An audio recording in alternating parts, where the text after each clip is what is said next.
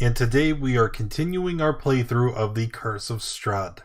Um, After last week, the party was in a bit of a bind because after the death of the previous party members, Gizma went on a mission of exploration in order to recruit new people to help her overthrow Strahd so that one day she could once again be free of Barovia.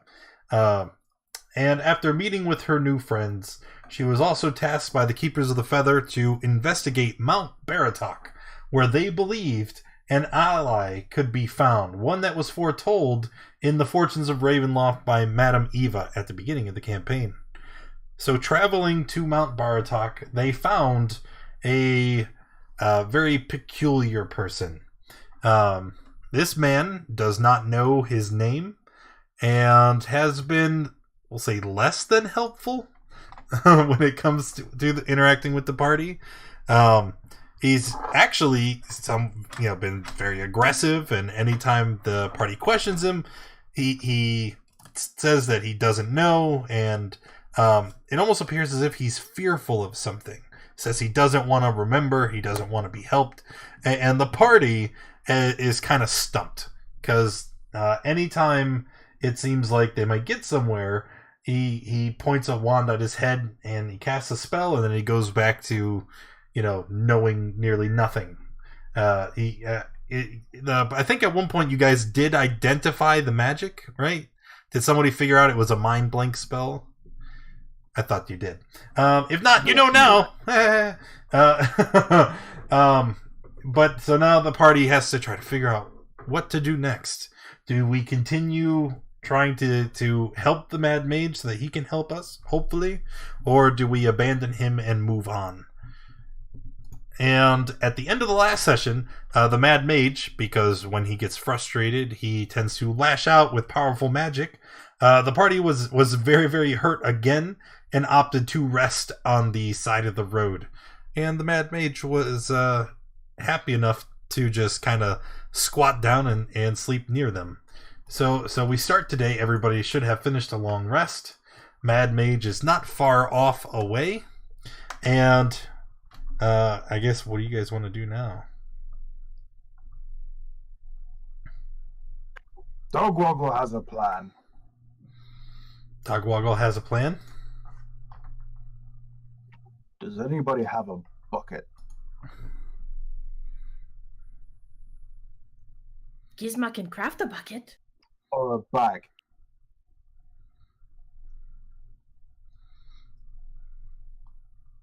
What does Dogwoggle want to do with bag or bucket?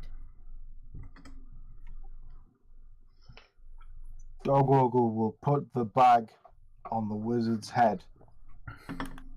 And then we take the thing. I when like he can't see us. Well, if that is your plan, then no, I don't have a bucket or a bag. Okay, the Gnarl King kind of waves his fingers and utters some odd magical words under his breath, and he casts the following. Okay.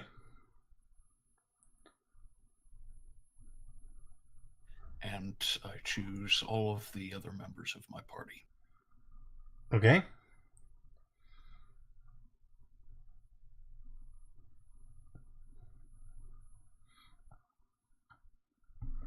"30 feet within you."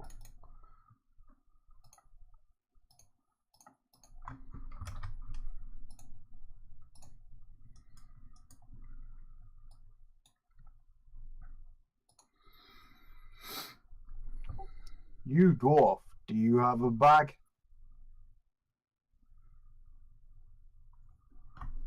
I've got a pouch. Does the pouch look big enough to fit over the wizard's head? No.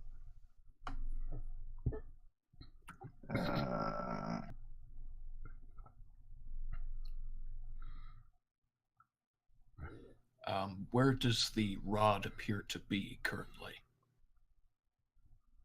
the wand, you actually can't see it at the moment. He doesn't have it out.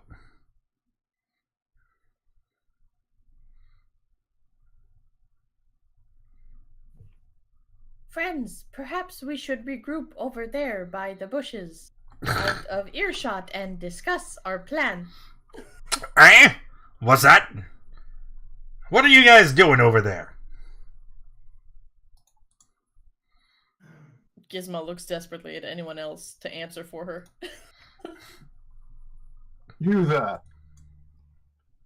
Dogwoggle walks up to the wizard. Oh Do my you have god, a can I hold him back in his chest when he starts moving up towards the wizard? I just want to, like, hold him back.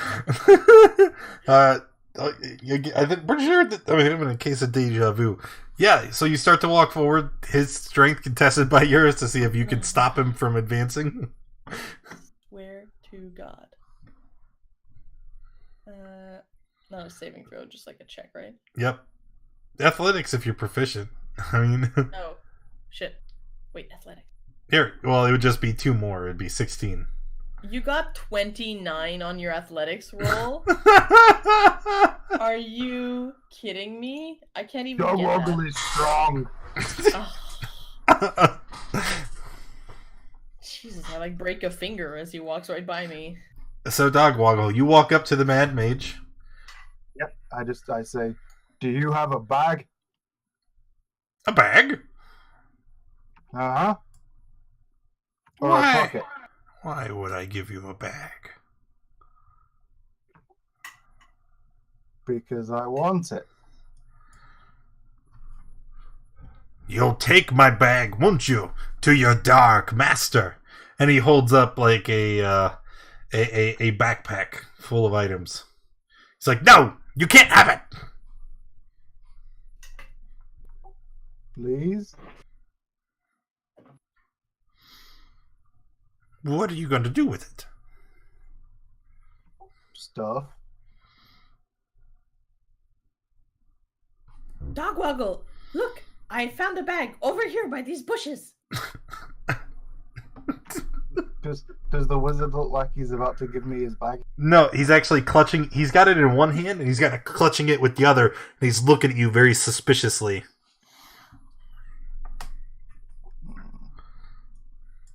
It's okay. There's a bag over here. Where's the bag? I think it's this way. And I'm going to go closer to the shore. Just... And I will look back at the others and go, come up with something intelligent. And I will slowly walk, looking as confused as possible. And, like, stop once in a while, look in a different direction. I swear I saw it over here somewhere. Slowly move away as the others have time to discuss. Okay, so what does it look like the wizard is doing now? Currently, he's like picking at his fingernails and like staring off into space. He looks somewhat distracted. Okay. This way. I'm going to try and sneak up to him and see if I can peer into the... Okay, well, right now, like, he can see you. In order to hide, you need to break line of sight. Okay, I go and hide behind some brush or rocks or... Well, I don't know. Yeah, there's rocks around. They would break line of sight. Here, let's even make it official, right? Let's have them actually break line of sight. Is someone under attack? The heck was that? Oh, I live near an airport. I'm sorry. Oh. I was like, ah! I'm so sorry. Oh, well, I guess line is dynamically. Anyway, all right, so you walk behind, roll a stealth check, and don't forget. Oh, okay, so 23. I'm pretty sure that's higher than his perception. Yep, you got it. Okay, so you are hidden. Okay. And you said you wanted to walk up very carefully and try to get a look inside the bag, right? Right. Okay. So, opening the bag without being detected, let's call that another stealth check. Okay? Because you're like right next to him. He's got to make some noise, moving some stuff on his person. 19, actually, still sufficient. Okay? So it's a good thing you cast Pass Without a Trace. Otherwise, he would have definitely got you. Okay, so you open up the pack very carefully, and you see a couple things of note. There is a small pouch. There is a ashen wand, right? The object that you're looking for. You can also see a scroll of some sort. I'll probably be better off just taking what I came for, so I'll just pluck the wand out of the bag and try to sneak away. Well, there is one more check I'm going to have you roll in order to take an item from off his person without being noticed. I'm going to need a sleight of hand check. Okay. Big money, no whammies. Oh. Damn. Unfortunately, that is under his perception. So as you are pulling the wand out of the bag, he turns around and looks at you. He says, "Huh? Thieving demon! You seek to disarm me! Make me weak for your master Strahd, hmm?" And he reaches out. Run away.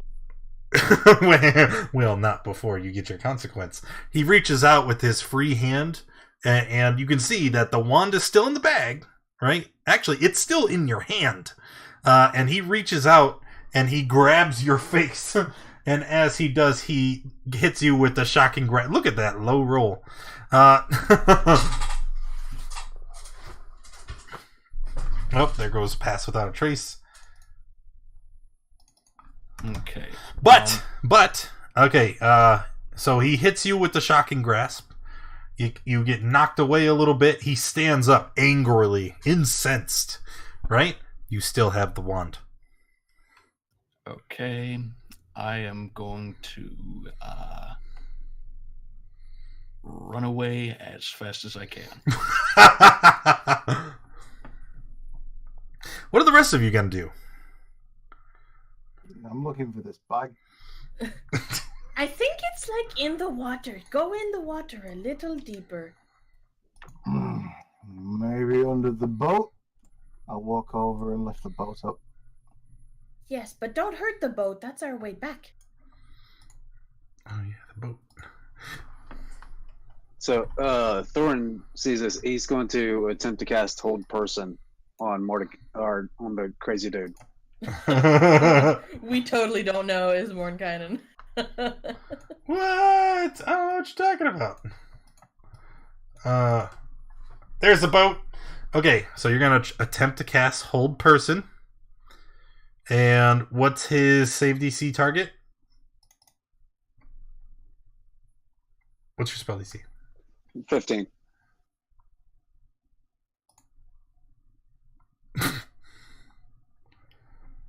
All right. Well, things are not going your guys' way. I need everybody to roll initiative, please. Oh my god. We should just play like a match of football right now. Throw me the wand!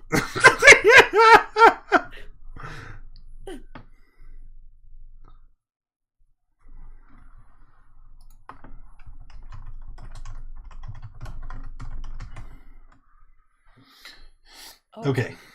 Sorry, 1 second.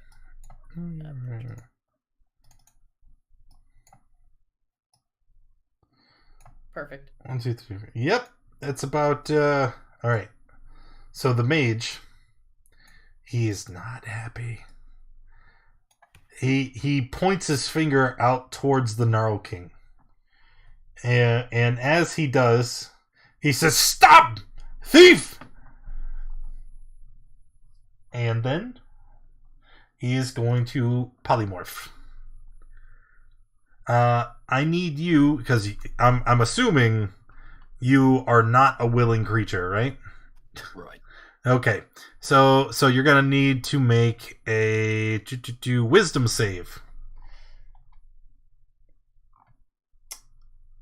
Whoa!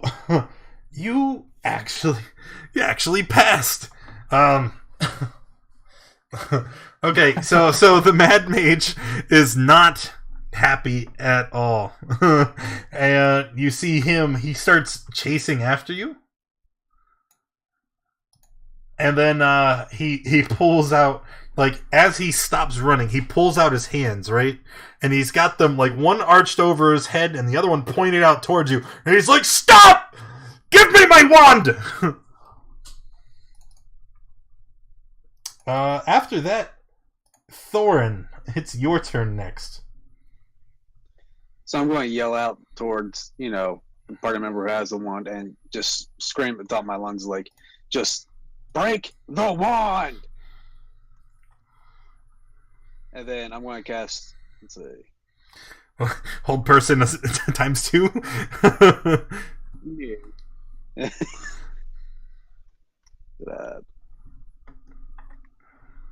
Can't find it. There it is. Guiding bolt at the weird dude. But we're going to do it at level 3. At level 3, you say? So, Yes. So he sees you. Go ahead and cast it. So he turns around and he looks in your direction, and immediately he waves his hand. He says, "Stop that!" And your spell just immediately fizzles. Doesn't matter that it was going to miss anyway. He just doesn't even give you the opportunity.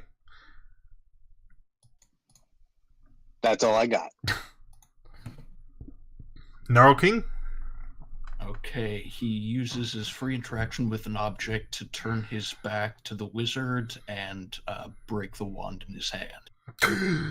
Okay, and when you break the wand, there is a flash of silver light. But this flash of light, it doesn't behave the way that light would. Light, it illuminates the area and then instantly disappears. This light kind of expands and balloons out and almost coalesces in like a sphere that seems to grow, very much like a balloon being inflated, until it reaches a diameter of like 3 feet across, and then it just kind of pops like a bubble. And you can almost see little drips hitting the ground as this magical essence kind of coalesces on and pools around you. As this happens, you see the Mad Mage takes both of his hands and cups them to his head, and he falls to his knees. Ah! Why did you do this to me? Why? And he just starts screaming and crying.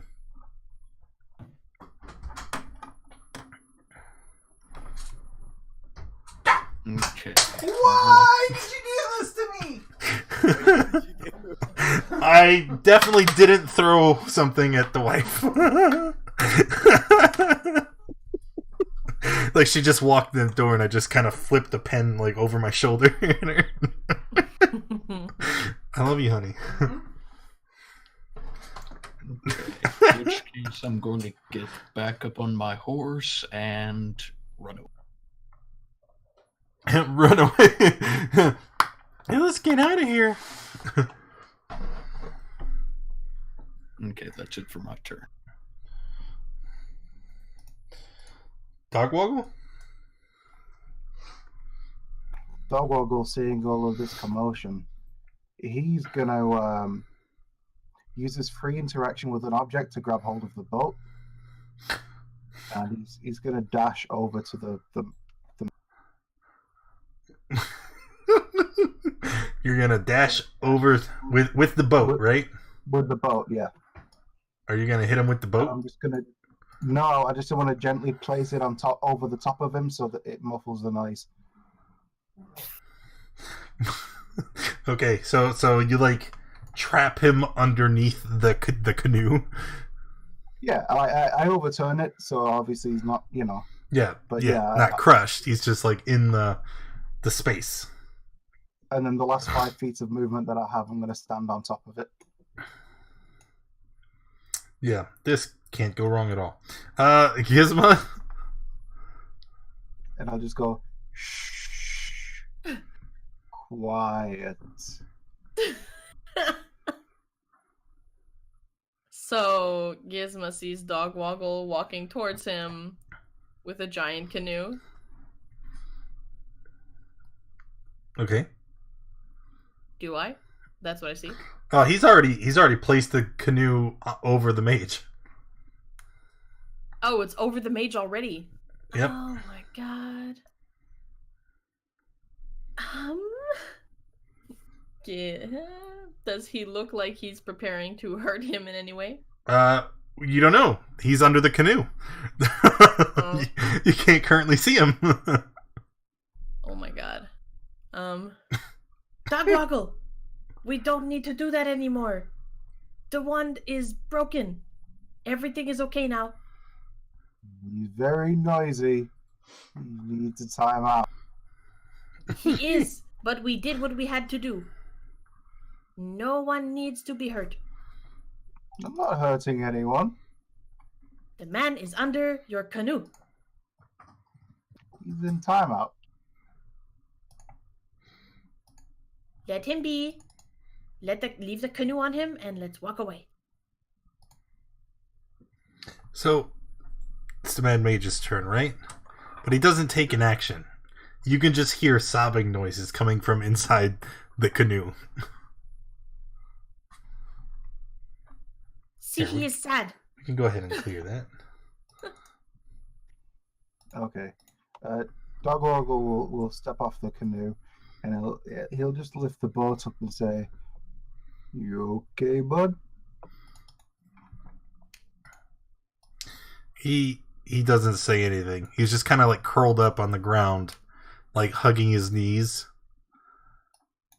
Just very upset. Very, very upset. Okay. Dog Woggle's gonna pick him up and cradle him. Oh. Well, that's not so great because as you reach down, he lashes out. "Don't touch me!" And he's gonna try to hit you with one of those. Come on. Okay.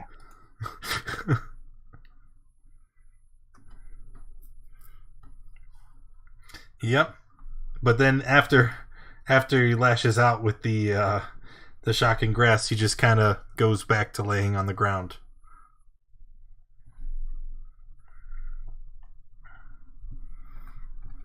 Why was that one so important to you? He just kind of shrugs. He's like, I like it. It was mine. It was doing weird things to your sanity. Is this normal? He looks up at you, and then he looks down, and then he's like, I don't remember. What do you not remember? Do you know your name? No. You don't know your name.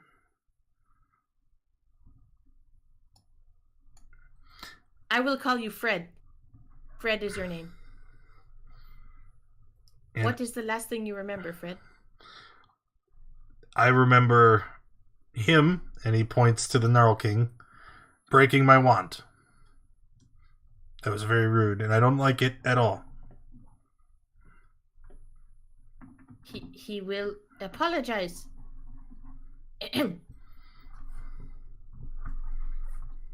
The Gnarl King just blinks his many spidery eyes and shrugs. Doesn't really know how to say sorry.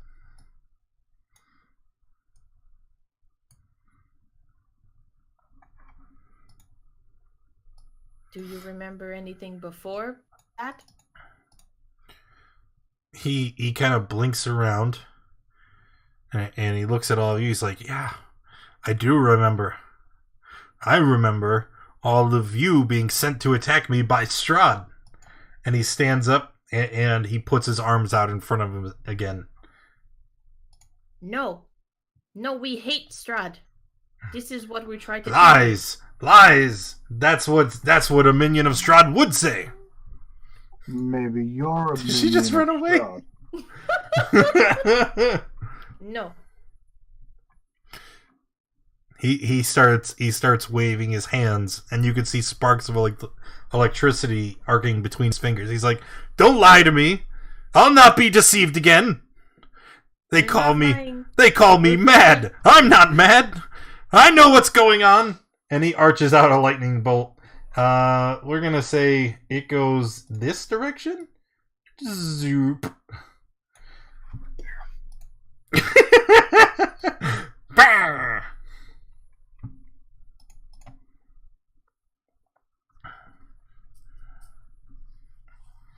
Oh.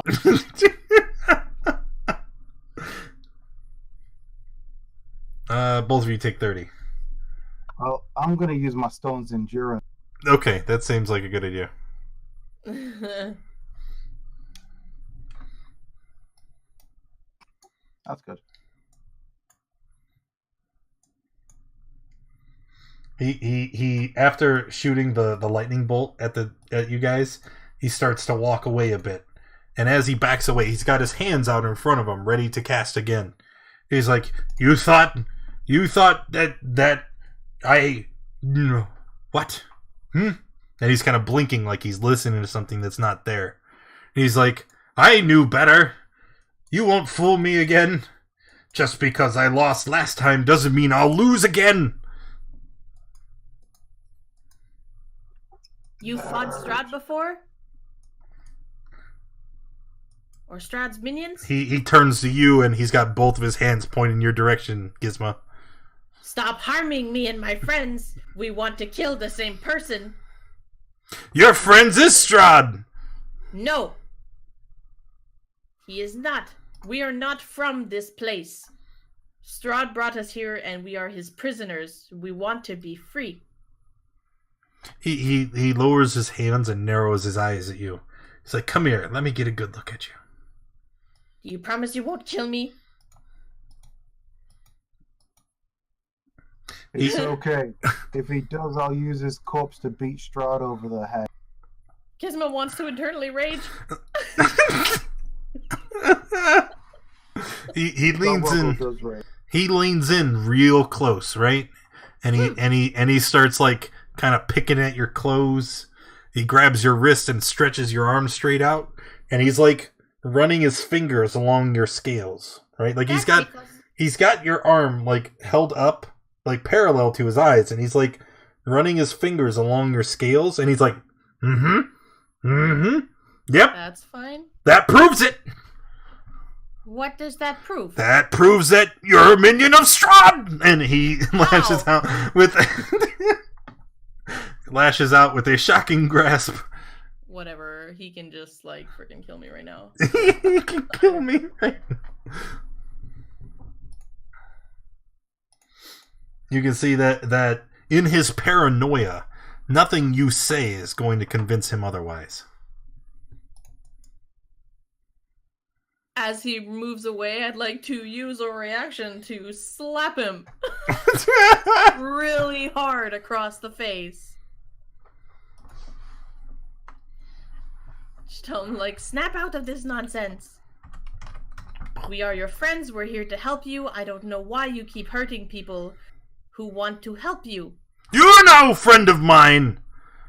There's no one in this entire plane of existence that is my ally. Fine. We are not your friend. But we want the same thing.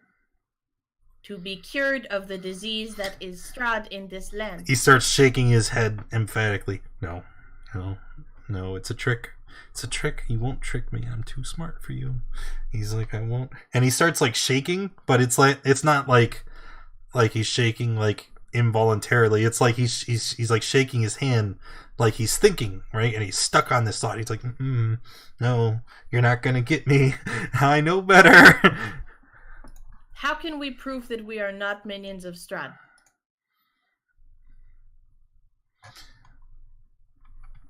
He kind of goes still for a minute as he considers the question, and then he begins to walk away.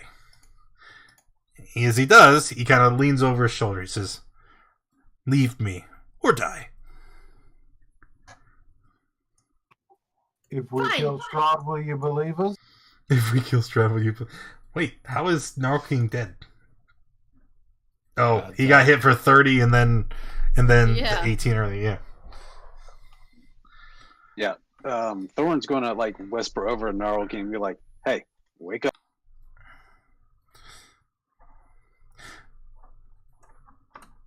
Yeah. Again, it's anytime you speak to him, you can just see like his eyes are vacuous.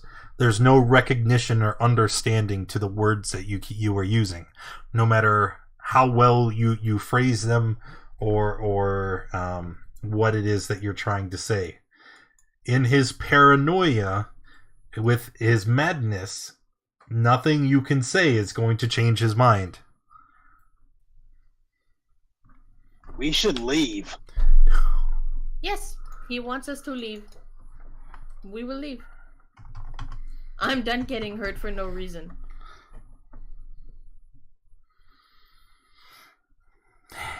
Okay.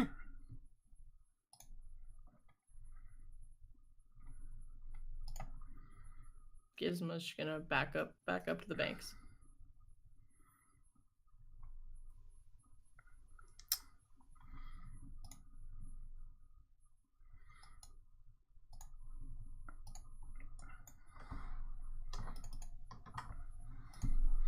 The Gnarl King sort of gestures to his rear.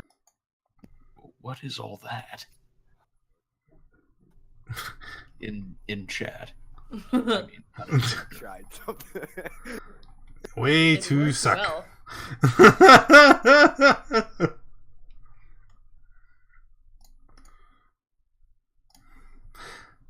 All right. Okay. As you approach the boats, you see the Mad Mage kind of perks up. He says, "Wait!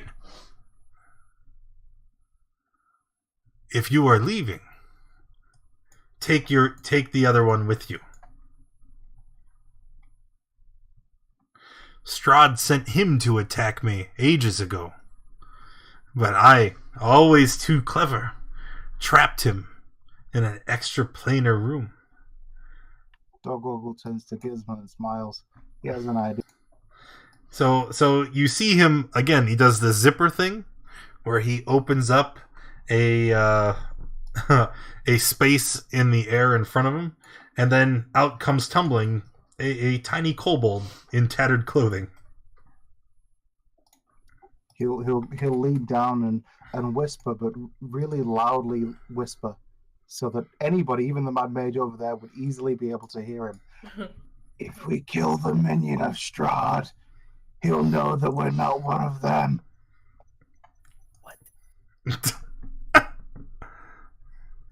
And I'll draw my great axe.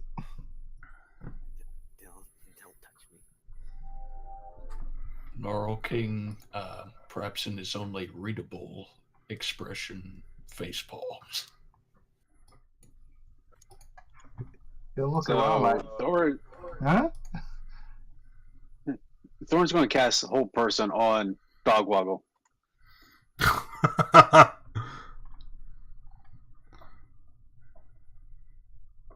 The Mad Mage sees you casting. He's going to counterspell that. Can I? Can you counterspell the counterspell? No, I don't want to.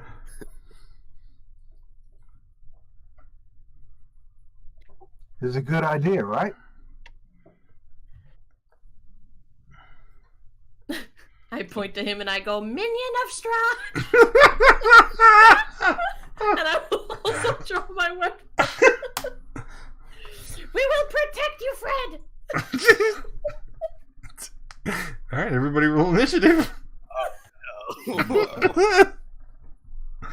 Your arrival comes at such an opportune moment.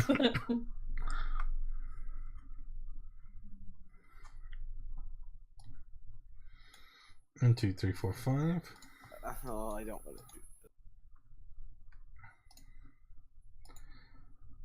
All right, Thorin. Dogwoggle has great initiative. Thorin, looks like you're first, man.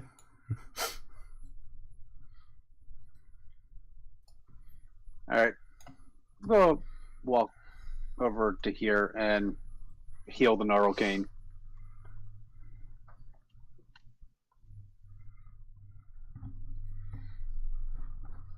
Okay.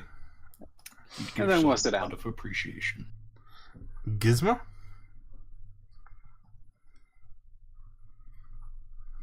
I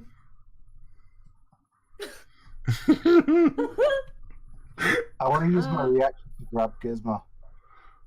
To what? To grab Gizmo. As I go by? Yep. You son of a bitch.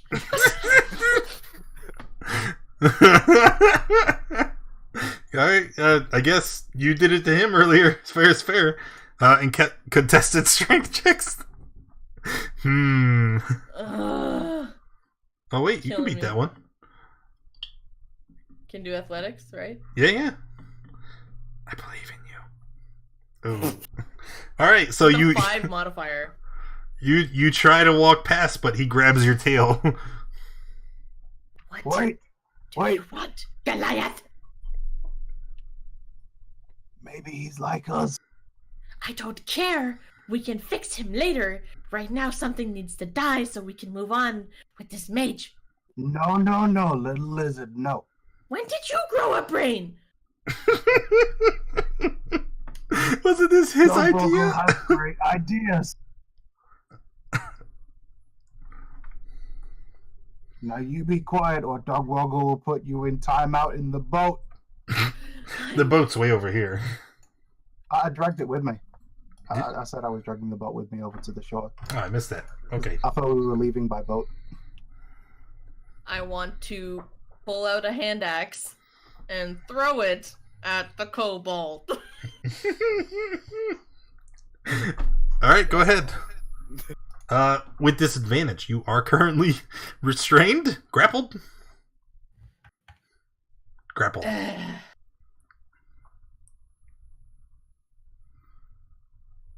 Okay, Judd, take 7. 5, I'm not raging. Oh, just 5. Gnarl King?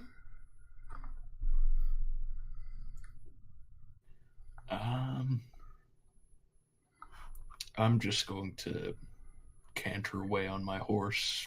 I can't watch this. The Mad Mage sees Gizmo trying to attack the kobold that he knows is a minion of Strahd. He says, "This is a trick! You think by sacrificing one of your own that I'll believe you are friendly? I don't even know what his name is. His name is Mud! I'm sure of it!"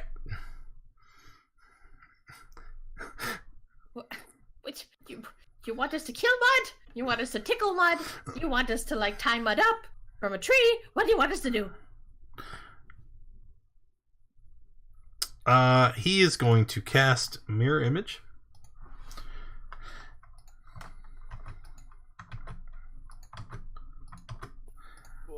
So he so he duplicates himself, and then the images just kind of start spreading out.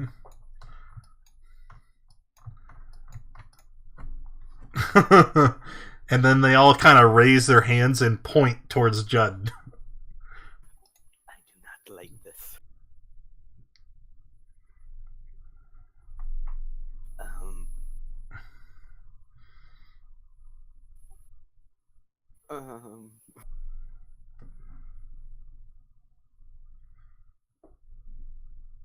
Having being a hand axe thrown at me, Judd will grab onto his necklace and extend the hand out towards Gizmo.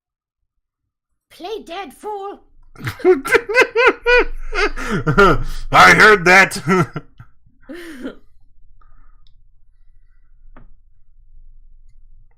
Gizmo take 3 fire. 3 fire? If I I can That's a bad roll. No, yeah, that was 2d10. Holy crap. I did really low roll. If I cast, actually, I can cast a spell as a bonus action, right, along with the cantrip. Mm-hmm. Yeah. I'm going to cast Misty Step. Okay, where are you stepping to?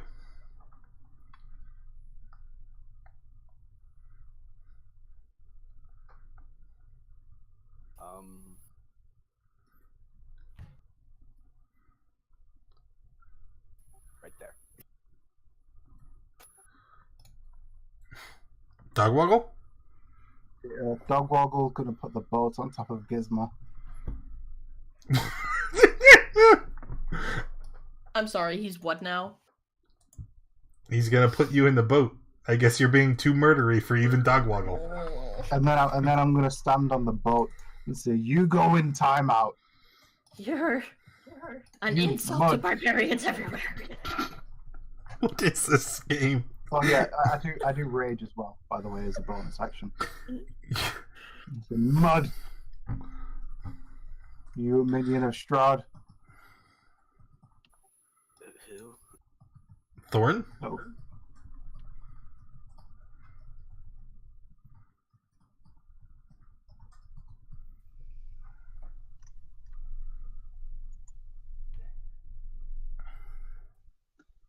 So Thorn is pretty much just sitting down I and don't think he watching does. this display of madness. I'm not sitting down. No, you can sit down. Yeah, no, I'm sitting down and I'm just going to start eating rations because this looks like it's going to be nothing but craziness. So he's not getting into the fray. Gizmo? Nope. Currently under the canoe. If you'd like, you can just make a strength check to try and force your way out. It'll even count it as your free interaction with an object. No, I'm gonna curl up in a ball and fall asleep. Everybody, I'm fed up with this madness. everybody's giving... Gizma abandons her turn. Gnarl King?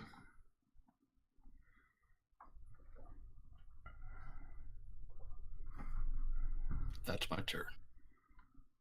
What is your turn? Movement. Okay, so all of the mirror images, right? They all kind of point their hand at the kobold. And then you see simultaneously all four. It's like a like a combination of all the beams coalescing on one point as four illusory firebolts converge on Judd's square. One of them is not an illusion, though. Judd, take 32 fire.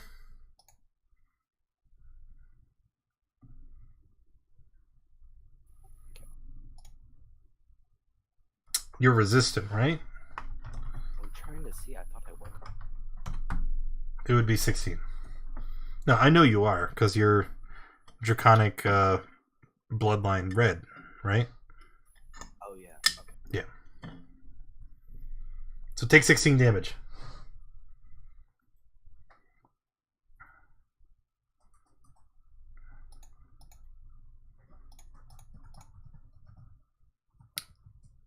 I don't think you did that right. Weren't you at 17 just now? I was at 27. Yeah. Okay. Well, it's your turn now. I'm going to walk up, attempt to get on the boat, and cry out to the Goliath. Please.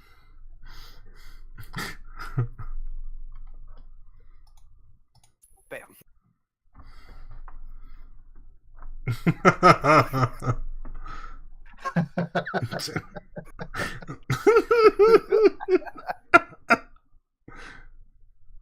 I'm not the follower of Strahd.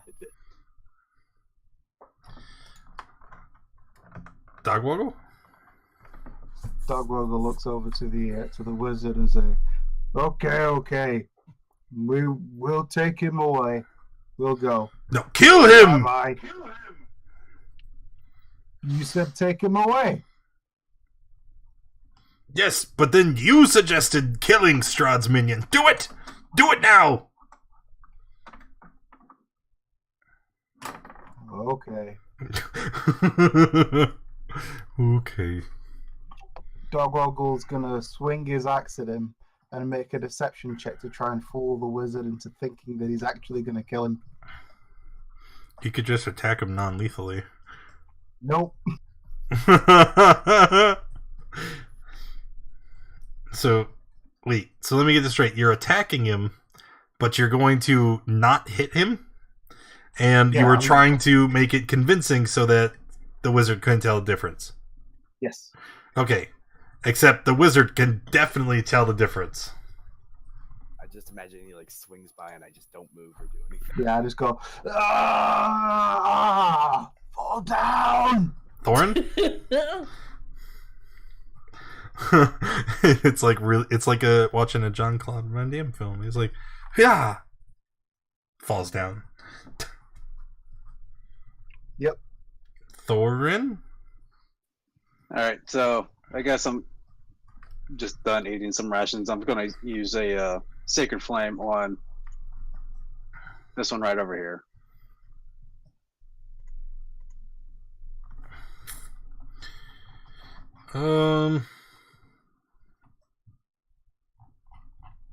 Okay. So first,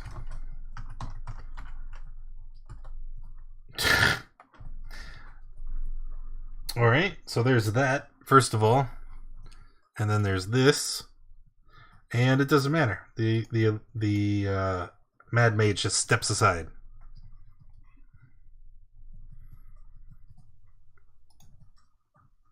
Still just gotta hang out in there, Giz?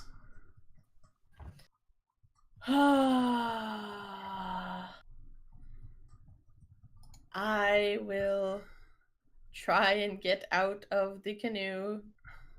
Well, I don't think he's holding you in anymore, because he went after the kobold. Well, I will crawl out from under the canoe, take out my hammer, and non-lethal damage, hit him on the back of the head as hard as I can, screaming furiously. No, please. This is for your own good. We'll take care of you later.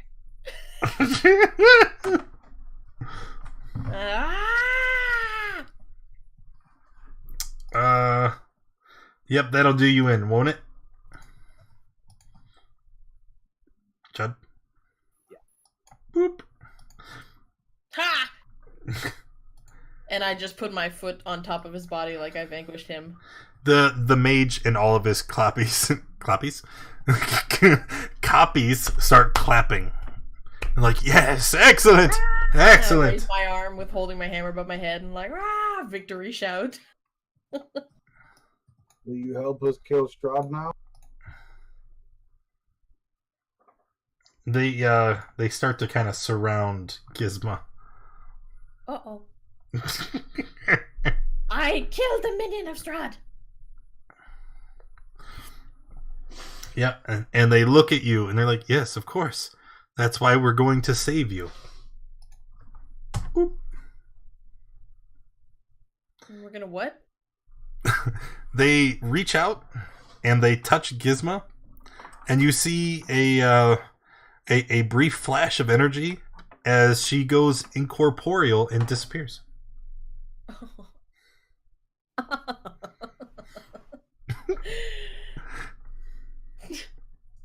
I'll tap the wizard that stood next to me and just gently tap him on the shoulder.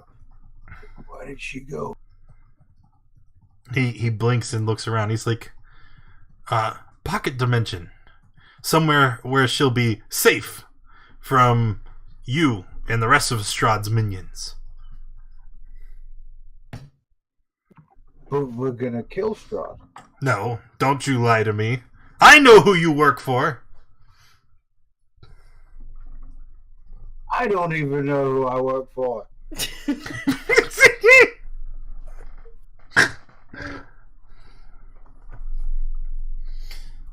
as this conversation is happening, jeez, Thorin, you see a bird flies in and perches on the rock next to you. It is obviously a raven. It looks up at you and it begins to speak. Hello, friend. Hello. You do not know why, but I am one of the keepers of the feather. We sent the lizard to fetch you. Where is she?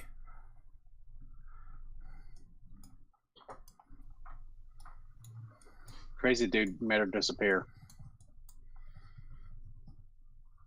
Yes. I mean, surely you came prepared, right? We do not call him the Mad Mage for no reason.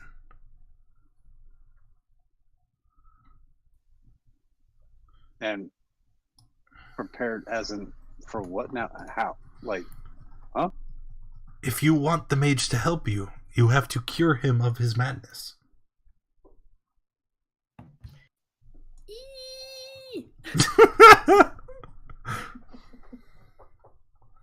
Quickly, before he kills the rest of your friends. and as the raven says this, you see that the mad mage is reaching up to poke Dog Woggle in the nose, and you can see a little arc of electricity starting to form. As he's doing this, Dog Woggle's gonna reach out to try and grab the mage in an attempt to shake him. Sure. Stop being crazy! Stop. I don't know if that'll help. He's gonna yell really loud though. Okay. Really. You reach out and you grab the mage. You discover that this is one of the copies. And the rest of the mages, they kind of wag their finger at you, and they kind of laugh.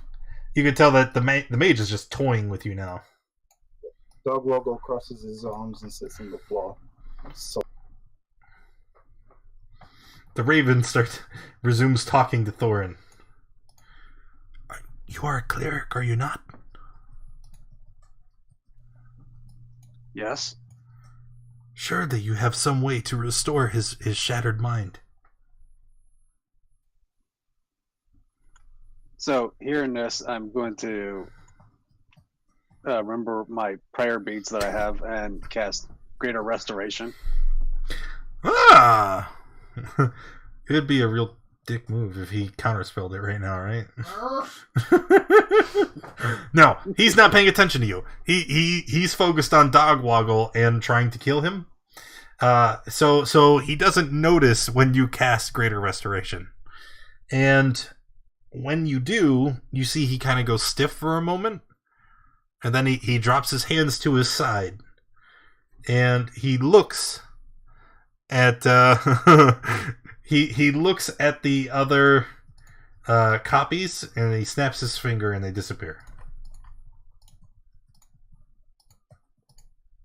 After a moment, he kind of looks around at the charred and scorched remains of the beachhead here, at all the the scorches from the lightning bolts, and all the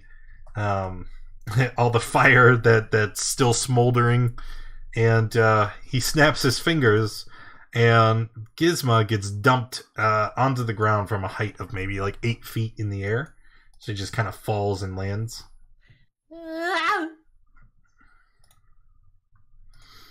And then he looks around. I want to rage. Okay, so you're raging. What are you gonna do after you rage? Nothing. I'm just gonna sit there and hyperventilate. He turns his back to all of you, and he begins to speak very slowly. I am quite sorry if I have harmed you in any way. What? Dog Ogre looks at him covered in electrical burns. I've got 10 out of 72 hit points. He looks at you, right? And he's like, I am so very sorry. Here, feel free to make yourselves at home. And he again unzips the air in front of him and opens the way to that majestic mansion again. Except this time, whereas before everything seemed to be cracked and shattered and in disarray, everything is now gloriously repaired. And as he shows you into the mansion, some of the rooms that didn't make sense when you had glimpsed it before, now are orderly and neat and clean. He walks through and kind of stands at the doorway, and he gestures, please, I insist, grab your friends, come inside, we will be safe in here. I'll grab hold Thorn's of going to pick up the... Okay. Okay. Actually, I'm going to poke him first. Like, is he alive? He is alive. He was struck non-lethally. Okay, yeah. Dog Ogle's just going to pick him up and carry him like a purse. Like a purse. Gillisma will go unleash her rage on a nearby rock and punch it as hard as she can. He walks up and places his hand on your shoulder. I'm sorry, miss. Sorry. Please, let me feed you.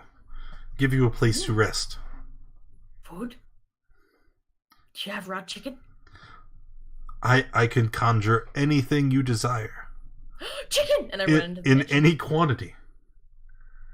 Just enter my mansion. I will show you all. I think I owe you at least an explanation. I go running in and start aggressively chewing on the first thing that looks like food.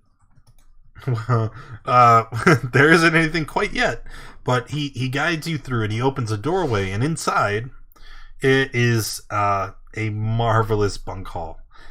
And as you walk through, there are 6 rooms, and each one has your name written on it in stylized golden lettering. And he says, this will be your chambers. Please feel free to rest. And if you need anything, you merely need to think it, and my servants will bring it to you.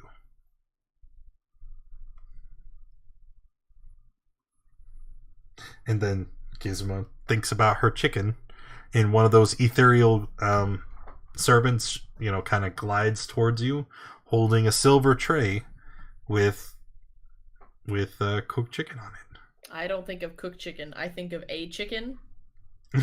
Like still clucking, like feathers. Yes. And oh Yes. Well, so then he lifts up the platter and he holds it out, and there it is, just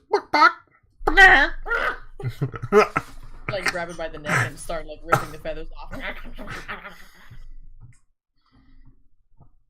It's a carnage. Mm-hmm. But he has my attention.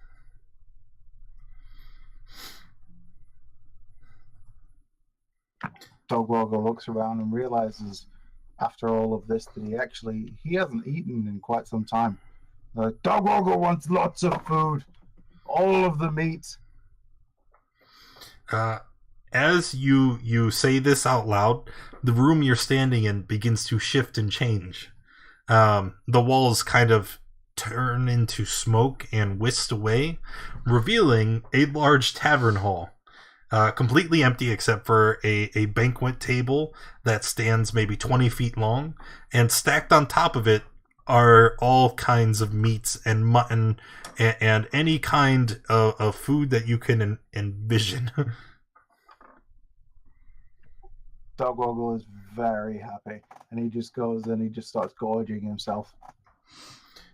He's still got the kobold. He hasn't put him down yet. He's holding the kobold in one hand and shoveling food in with the other. Yeah, I kind of forgot about him.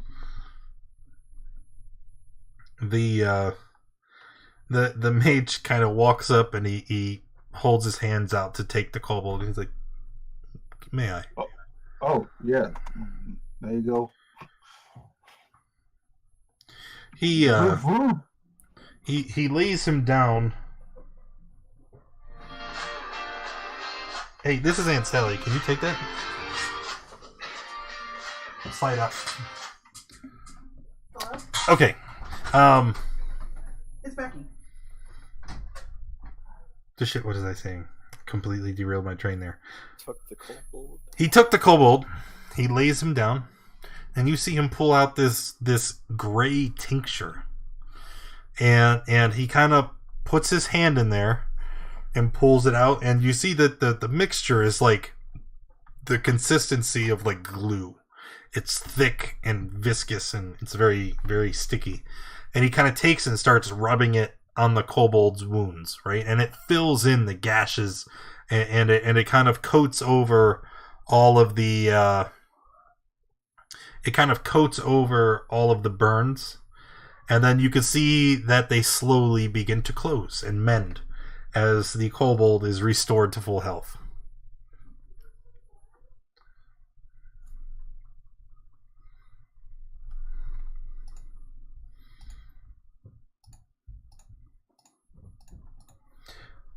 The man looks around and he's like, just take your time, rest up, and when you are ready, seek me out in the study.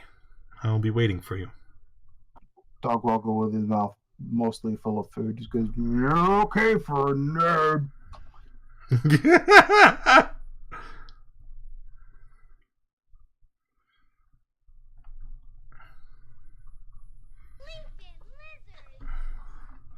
Ozzy, thank you so very, very much. I appreciate that.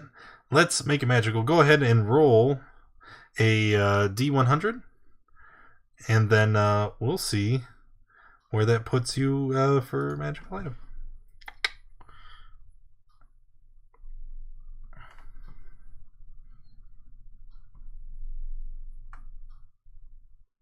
Oh, I see. You just want to enchant an item. I get it. Okay. So the magical benevolent Twitch god is going to use this opportunity to infuse Spartan's weapon with magical presence. What is your weapon right now, Dogwoggle? It is a great axe. Well, now it is a magical great axe with a +1 modifier. Sweet. Woo! Nice. Yeah, that is nice. Dog Walker is even more powerful. Yeah, because we needed that. I'm totally taking this ball everywhere with me, by the way. Yeah. Or have him enchant the he boat. he ropes it to his torso and walks around with it like a pack. Sure. Oh dear. Narrow King thinks of roast pheasant and dead ferrets for bracken. And ethereal servants come and serve it to you. Which brings up a good question. As the roast pheasant is brought to you, Narrow King, do you remove your helmet?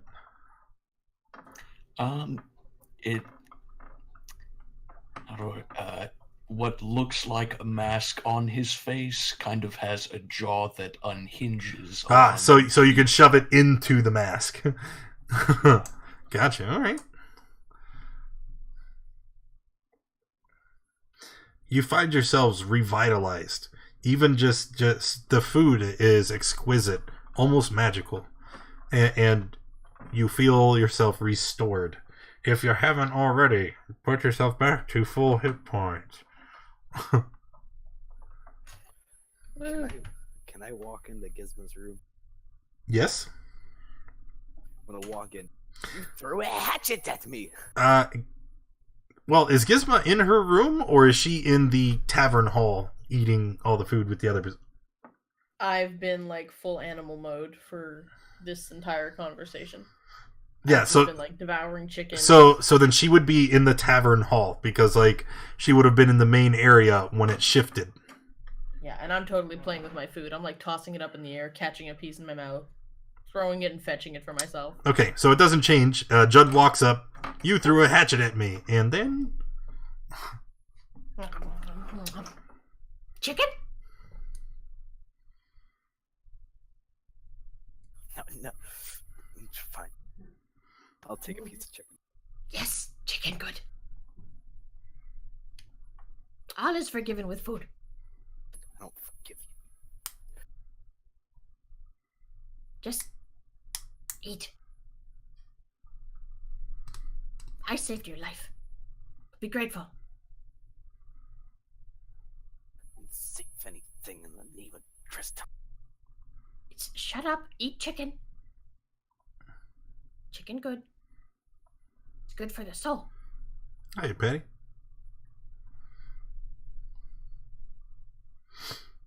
If I didn't knock you out like I did, he would have ended you.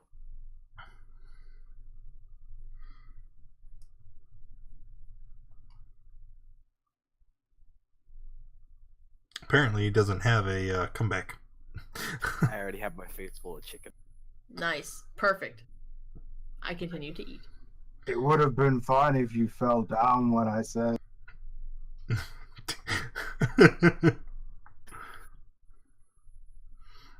I like how it's your fault that you didn't die immediately. You can't victim blame. What is this? Who haven't we heard from? Thorn, what are you doing during all of this? I'm actually going to go follow the crazy dude as to wherever he said to go meet him at. Okay, so he goes into a exquisite study, right? And in this study, there's wooden bookshelves that with books from floor to ceiling. There's a large ornate sitting chair, and over it there's this half dome glass orb.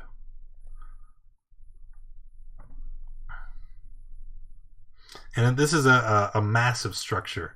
It's maybe 3 feet radius, so it's this huge circular dome, almost like a giant table that sits in the center of the room. And he's in his ornate sitting chair, kind of looking into the dome. I'm going to ask out to him and be like, what are you looking for? He doesn't turn his gaze away from the dome, but he answers you. He says, "Come see." I'll walk over there to see what he's looking at. And when you look into the dome, what you see is it almost looks like a giant mechanical device, except none of the pieces seem to connect in a way that it would physically make sense. And yet, the clockwork gears are turning, and there are massive arms that spin around. But on the end of these arms isn't a clock hand or anything else. What it appears to be is a swirling mass of colors. And it's hard to identify, like your creature, your character has never seen anything quite like it. And as you gaze at this, very confused, he kind of gestures and he says, "The planes. It is a very strange thing to view them on this side." He points down at the inside of the dome, and then he points to one of the mechanical arms, and at the end of it you can see this spinning mass of colors. What I could best describe to you players as like a galaxy on the end. And he points to it and he says, that is the Forgotten Realms. That's our home." And then as you look at this swirling contraption with all the different realms that are spinning around in their in their orbits, we'll say, he points to this one section on the inside, and inside of it it's like a sphere, okay, just this little pocket inside of the display, and it is completely opaque, and it looks to be completely covered in haze. And he says, that is Barovia. That is where we are. How do we get from here back to where we were supposed to be? He sighs, and it's not just a sigh of, I don't know what to say at the moment, or I just need to fill the space. He sounds very defeated, and his shoulders slump, and he looks at you and he says, I do not know.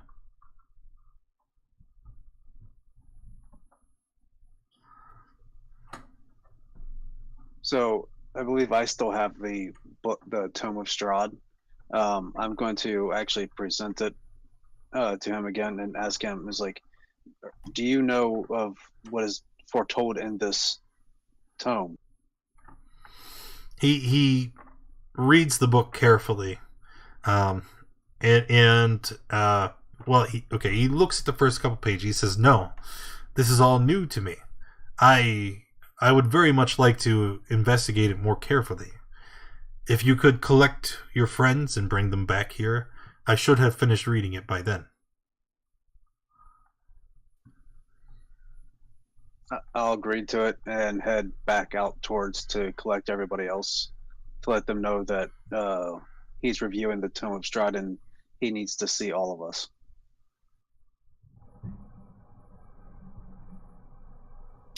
The Gnarl King accompanies him back without saying a word.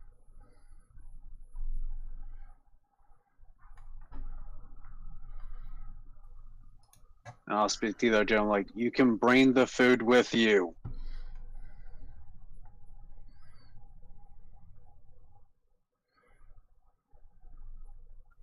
Okay.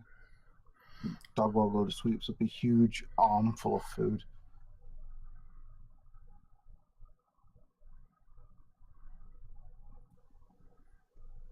And then I head back towards Crazy Dude. What about Gizma and Judd? We didn't hear from them.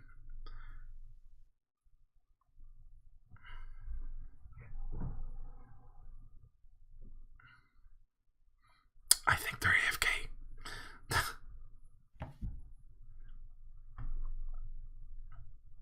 All right. Well, walking back into the study, you can see that in that short amount of time it took you to walk from one end to the other and then back, he seems to be almost at the end of the book.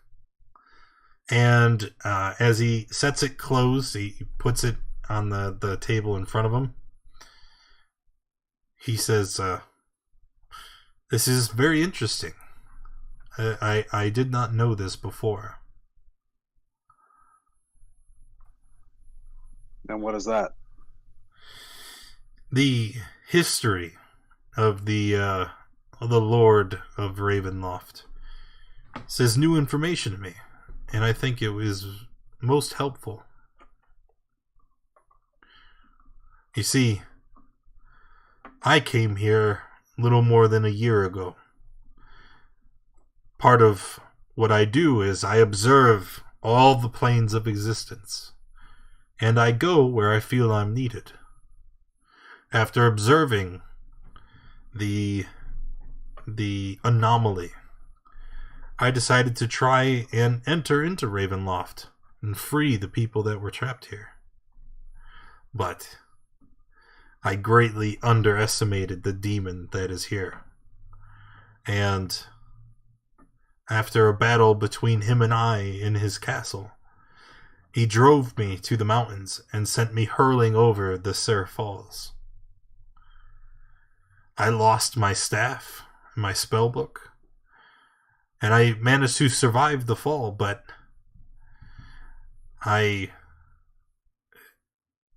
something was wrong. I can't say if it's because of the extent of my failure or if it's because of the blow that I took. And he kind of reaches up and he touches the back of his head. If it was because of the blow that I took as I fell down the falls. But I was driven mad. I haven't been quite myself for a long time. And the more I thought about, how I had failed so completely, the realization that I had no hope, that I was no match for Strahd, drove me ever further into my despair. And so, to give myself a peace of mind, I chose to mind blink myself every day, so that I wouldn't have to remember how terribly I had failed. And I would have probably continued to do so forever if you hadn't had stopped me. Don't worry, Magic Man. Dogwalker will kill Strahd. And he flexes. I don't think it's possible. Or at least I didn't. But this book, I think the book has the answers. It mentions this sword, a weapon of great power that could defeat Strahd. And on this, and he holds up the note of the fortune that was told. This seems to be very accurate. It showed you the way to me. It showed you the way to this book. And I think that you should investigate this other object here as well.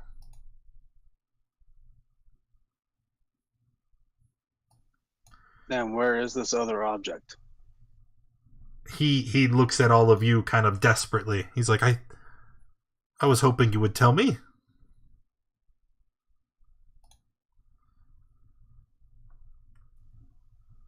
Thorn's going to look over at Gizmo and be like, do you know? He holds up the fortunes and he reads what it says. Well, it says this card tells of a powerful force for good and protection, a holy symbol of great hope. I see a sleeping prince, a servant of light and the brother of darkness. The treasure lies with him. And then he looks at all of you. He's like, the answer is here. And he points to the tome. With Strahd's brother, Sergei. When I was in Castle Ravenloft, I saw a great crypt underneath. He keeps his family's corpses interred there. His mother and father, great King and Queen Barova, and also his brother Sergei, who he killed himself many centuries ago. I think that's where you will find this object.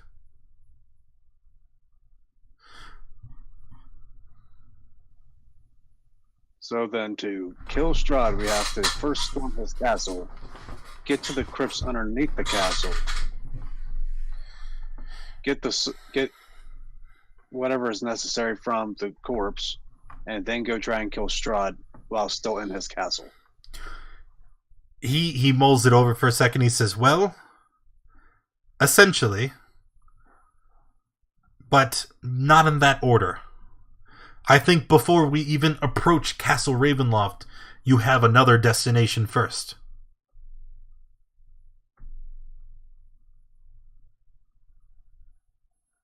And he looks to Gizmo. What? The weapon of vengeance. The sword of sunlight. Set behind a set of amber doors. Am I supposed to know what this is? No, I suppose not. I assume that the ones that sent you to search for me would have told you of this as well. You're gonna need to charge your phone. Oh my god. Well, it's not that I need to charge it. It's remember the battery's broken? Oh, wow. It literally just came off the charger and now it's at 22%. Well, Aunt Sally talked a lot. No, it doesn't. It's after I dropped it. Yeah, my Trying to brother. help that lady. All right. Anyway, yeah, that's what he says. Yeah, the Mad Mage starts babbling to himself about phones and chargers. I think maybe his madness isn't quite repaired. Anyway. Well, they told us about the sword, but we didn't know where to find any of these artifacts. I know where it is. Well, yes, that's why we came here, but it took some time to get to this point. So please tell us. The Amber Temple. And he points to the globe sitting in the room ahead of him. And as he does, the clockwork device that shows all the planes disappears. And then, in front of you, wow, is a map of Barovia. And as he points, you can see golden arcs begin to light up onto the map. Golden. Sure. Okay, so first he points here and he says, "This is where we currently are," and there's a ring of golden radiance. And then he points and it zooms in on one location far down the map. And he says, "There, set into the hillside. There, that is the entrance to the Amber Temple. That is where you will find the weapon which will destroy Strahd. But you must be cautious. The journey is long and difficult, and the weather quite treacherous. You will surely freeze to death if you are not prepared." And as he says this, you see the room begins to kind of melt away like it did before, and you're in a large, magnificent closet. And he walks into like a wardrobe and comes out with these large like fur coats. They have big hoods and they extend from the shoulders all the way down to the ground. And he walks over to each of you and starts handing them out. As he's handing you these cold weather cloaks that you want to add to your inventory, cold weather cloaks. As he's handing them out, he starts to talk. He's like, "Go to the Amber Temple, retrieve the weapon, and then make your way to Castle Ravenloft. I will meet you there. I will wait for you to return. We will cover the last of the objects, and then we will destroy Strahd together. It may be our only chance."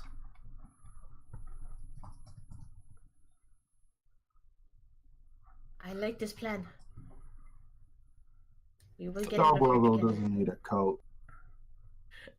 He looks at you very sternly. He's like, "Dogwoggle will freeze to death. Your muscles won't Dogwoggle protect you lives from on the icy elements." mountains.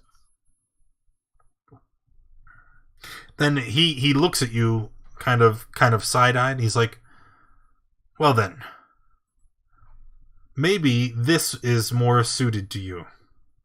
To Cold Clemens is,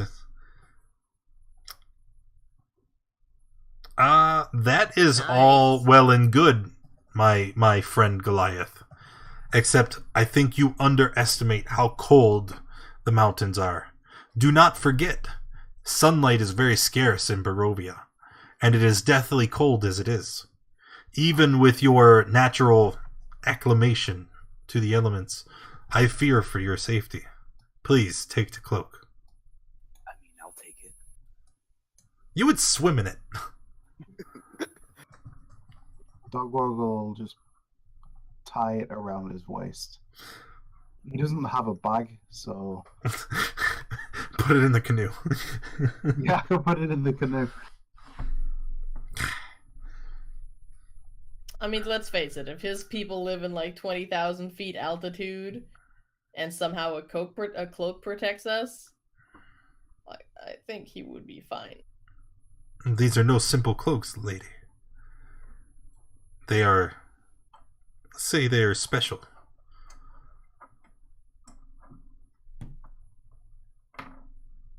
Gizmo proceeds to gnawing on chicken. I just imagine like those really big, fluffy like parkas. That's yes, exactly like that. The Gnarl King puts his on and nods with gratitude. Thorn grabs one for himself, then asks if he has an extra just in case. He says, "Do not worry about your friend. He will be provided for."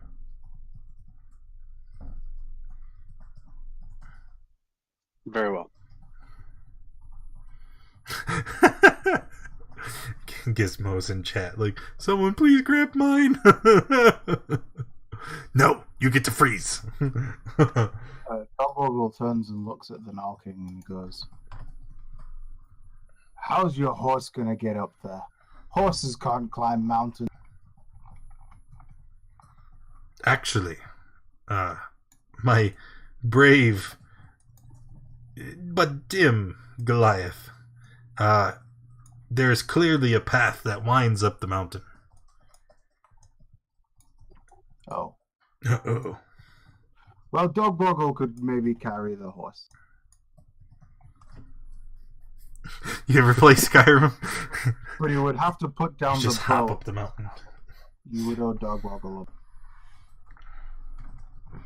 Alright, so the mage begins to move his hands, right? And as he does, you can see tendrils of ethereal energy, trailing behind them. He's like, I will make a gate, try to get you as close to the Amber Temple as I can. Would you prefer to leave today? I mean, are we gonna need a lot of rations?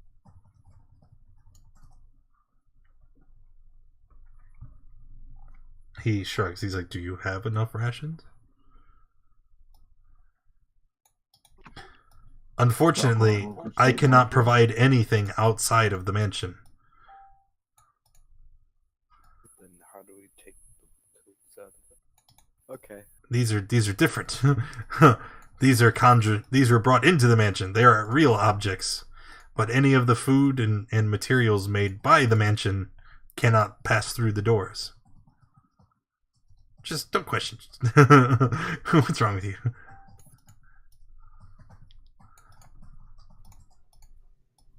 The Gnarl King nods in agreement and moves forward towards the portal. Wait, does his horse need a coat? Coat? I don't think horses wear coats, but there is a cold weather equipment that is provided for the horse too. Why not?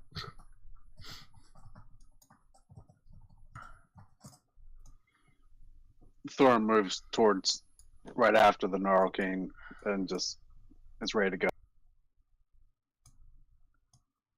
Okay. After stepping up and into the portal, you find yourselves here, outside the town of Valaki. You guys remember Valaki, right? All will be well. Oh no, you guys don't remember that. You weren't here before. And so stepping through the portal, you find the party is just kind of standing here. Very, very much far away from your destination. And you see that the mage did not come with you. Wait. Which, I mean, is to be expected. He did say that he would meet you at Ravenloft after you collected the items.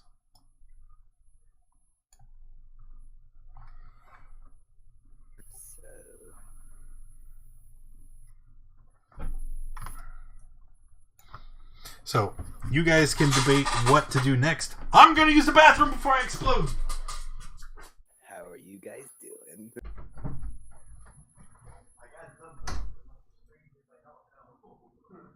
We need to get the stuff. Get the stuff and kill the guy and get out. But I don't even know you guys. Yeah, why are you here? I was on my way to find a skull for Driscoll, and I woke up here, and the guy called me a Strahd member, but I am not the Strahd member. I am a member of Tristhelm, the mighty, the red, the powerful, the great, all-knowing dragon. And then he put me in the pocket dimension, and now I'm here with you fools. Okay, well, looks like you're one of ours then. So you worship mighty stuff? No, I worship the most powerful dragon. Dogwalker is the most powerful. Don't you disrespect Tristell. Dogwoggle is the most powerful. And he starts flexing to show you just how powerful he is. Tristell gives me strength beyond yours. Ha! Nobody is stronger than Dogwoggle. Tristell is stronger than Dogwalker.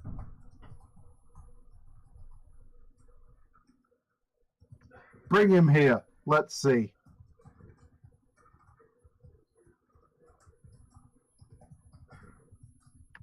Well, You can't bring a god who would destroy you. I share his power. He would destroy you. You wouldn't destroy Dogwoggle. Dogwoggle's too powerful. I'm gonna try to. He'll put him in the boat.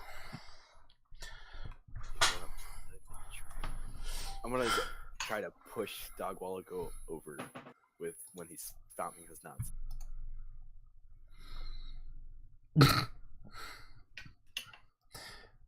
Do you even need to roll to contest that? I think if he gets a crit fail. Yeah, if he gets a crit fail, it's only an 11.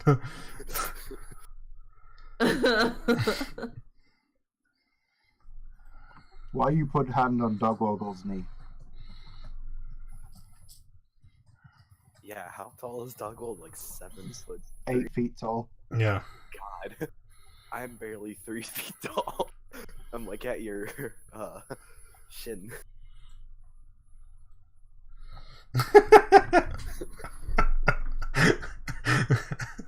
Why you put hand on Dogwaggle's knee?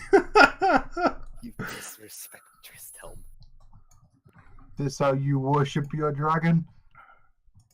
You keep your dragon. This kind of gives him a kind of look and starts dragging his rowboat. He sees a river and he remembers that there was a river running down in that direction.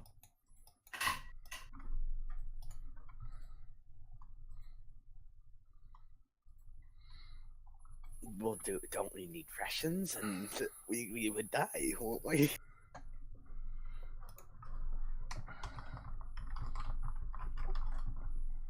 Oh yeah. The Gnarl King sort of pipes up and says, I hunt.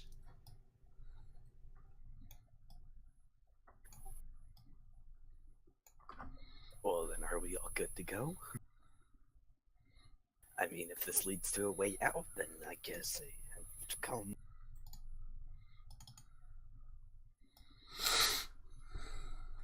I would think so. start setting through this town here and get to where we're supposed to. We're trying to remember. Are you guys on the map right now? You are on the map right now. Trying to remember the direction you have to go. Actually, why not? If we just took the river and then got off.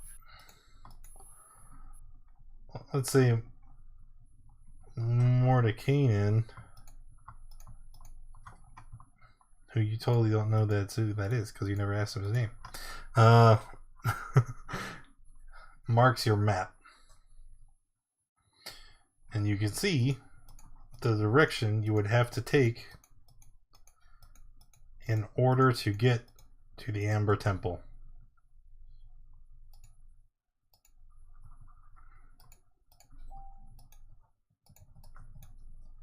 Marked in the yellow line.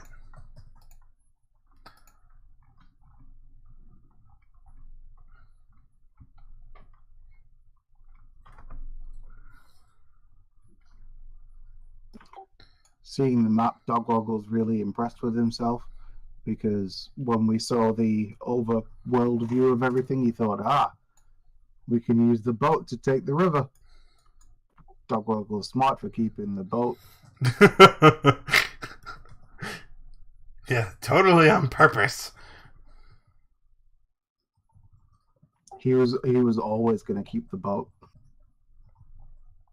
Let's go. Why are we wasting time? I want to get out of this.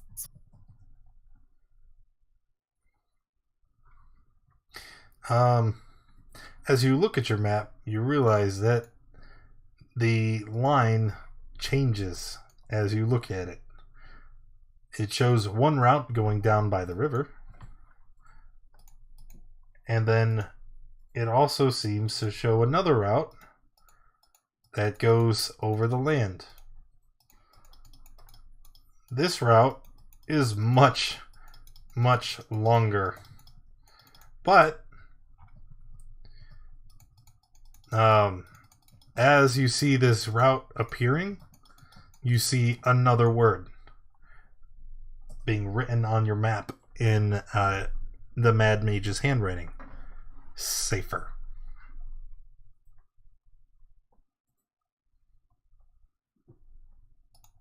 Okay. So you have a choice. All right. Let's go the safe route. Why Agreed. do you not enjoy the flair of combat? Does just and he's just kind of whispering to himself, just thinking this over. He is only Speak up, small Squish. wizard.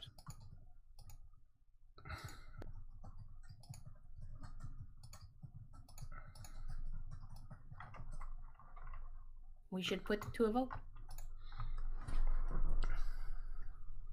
The Gnarl King just sets off on the safer route and beckons them to follow. Okay.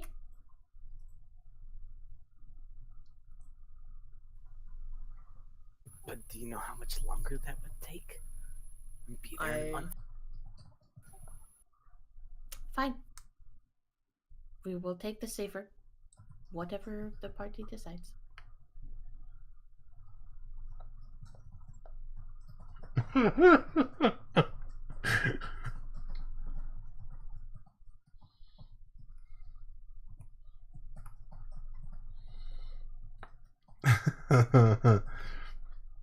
Okay. You guys begin to walk along, and then all of a sudden you feel a very sharp yank on your tail, Judd. Who? What? I want to turn around. You see Dogwoggle stand up straight and look around like nothing's going on. You just step on my tail. No. I want to flick Judd in the back of the head. Just like a really strong, like, flick of the finger. And tell him to Stop. keep moving. Come on, Squish. Let's go. Don't. What did you just call me? Squish! As in Hey. squishy. Name is Judd. Jake, Hey, Mud, you- the- Mud squish. does, Mud squish. does your tail does your tail come off? Her tail doesn't come off because she's a big lizard, but you're a little lizard. Does your tail come off? He is no lizard. He's squishy dog dragon. I'm Mud. gonna pull out. I'm gonna cast Mage Hand and use it to slap Dogwoggle because I can't reach him. As you're all doing this, you see the Gnarl King disappearing in the distance, clearly not ready to see the outcome. Dogwoggle leans down really, really menacingly in front of Judd, and he has this really strong grimace on his face. He looks really, really angry, and he just goes, "Nerd," and then walks off. Okay, so as you guys begin the long walk down the road, I need to roll a 500 million dice for random encounters. So let's just give me a second to count one.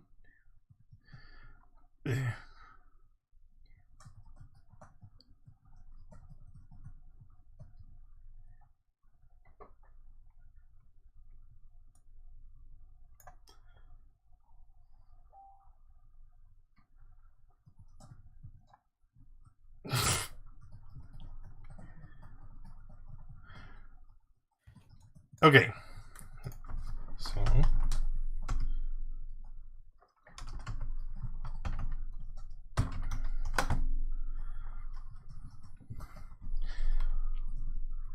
Yes. and this is wait a minute.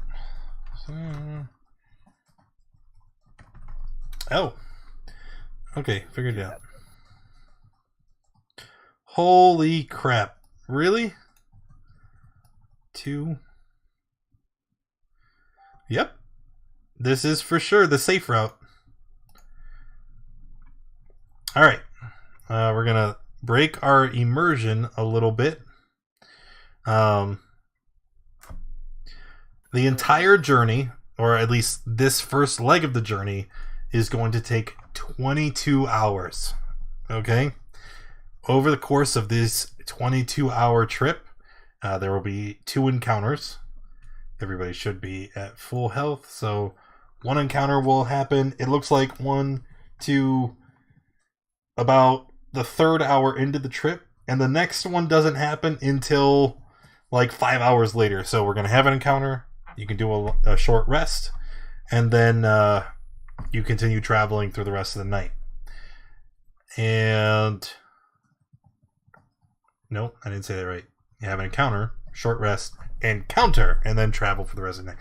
There we go. I know words. Give me a second while I plot the encounters. Plot. I meant plan. Plot makes it seem like I have some nefarious intention, which I don't. Lie to me. Yeah, like Strahd walks up and slaps you for 99% of your What? HP. What? That didn't happen.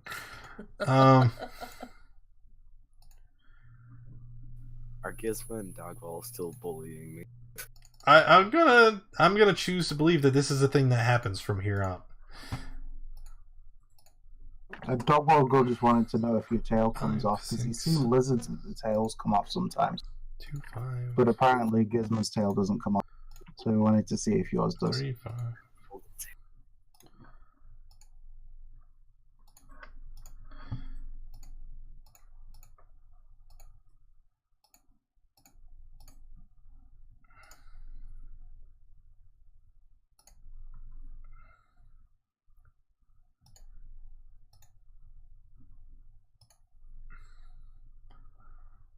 Oh, that doesn't seem like fun at all.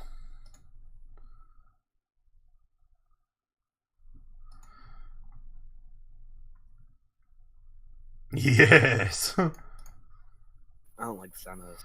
What? No, come on. No, I don't. Guys, he's plotting something.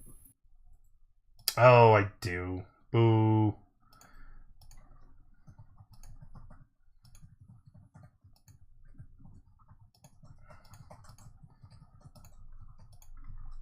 Oh, look, it's still the same. Look at that. Yeah. Okay. Anyway. You know what? Chat. I'll let you guys choose one of these ones here. What do you think would be fun to throw at them for encounter number 1? I think that one. That one doesn't make sense. That one there, that could be really good.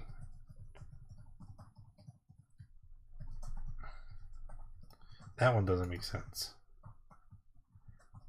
Neither does that one. I think it's that one or that one. I'm feeling that one. Is anyone else getting like really nervous about this right now? What is that? What is that other one?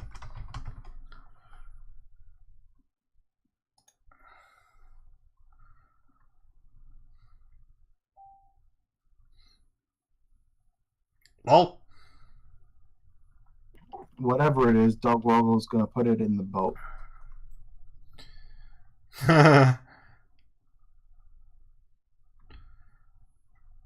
Maybe not, because he likes this boat. He might. Boo. Boo. Alright, well. That makes that decision. Small enough to fit in the. Shut up! Just imagine. No, you don't have to really shut up. I was just. I just Get imagine out you're of gonna put like both hands over your head and just chuck it at someone one day. Maybe if he finds a stone bench, you might swap it. Oh, yes. I very much like that. Okay. So you guys begin trekking down the road.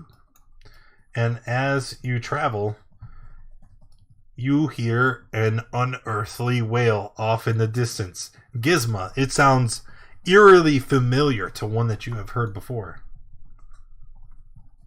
Ah, no, no, no! This is bad.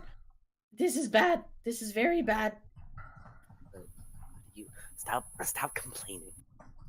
Sure, it's just the wind. No, no. I'm going to turn and be like, do you see anything? There's nothing here. Everything is fine. No, no, no. I've heard this before. We're about to get messed up. Prepare for battle. Prepare for battle. Ooh.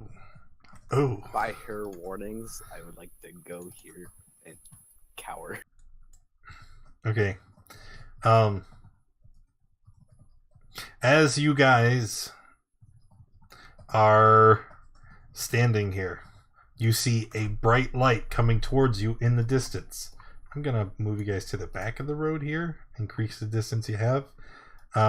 And on Gizma's warning, I'm assuming you all pulled out your weapons and prepared. So let's roll initiative, please. Maybe I'll go with the other one. Oh, I'm still on GM rolls.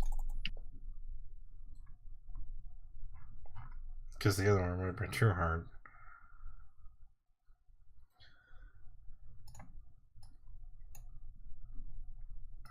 Yeah, we'll do that. That is the single best initiative I've ever had. 2, 3, 4, 5. Okay. Rampaging towards you. You see a monstrous sight. It is a massive creature howling from multiple heads and mouths that are positioned all across its body. And you can see that its torso is an amalgamation of different limbs. And at the start of combat, it is going to charge towards you.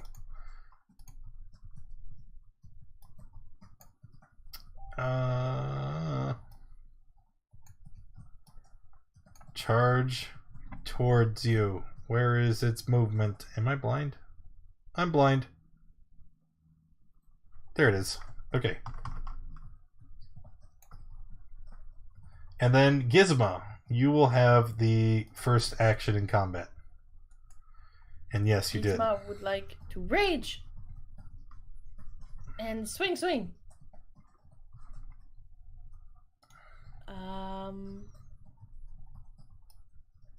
I'm going to swing reckless. Because I'm wild. Yeah. Oh, that's bad. And again. 12 misses, 21 hits. Pew, pew, pew. And then I will stand my ground. Oh no. So, at the start of its turn, you see the wounds that you just created. It's like green fibers reach out and begin to stitch the wound closed as the troll regenerates on its turn. It then moves forward, completely ignoring you, Gizmo. You can take a opportunity attack if you'd like.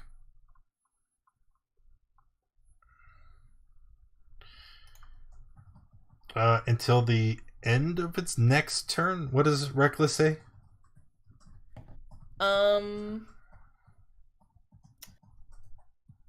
First time gives you advantage on melee weapons during this turn. Okay, so nope, that is a miss.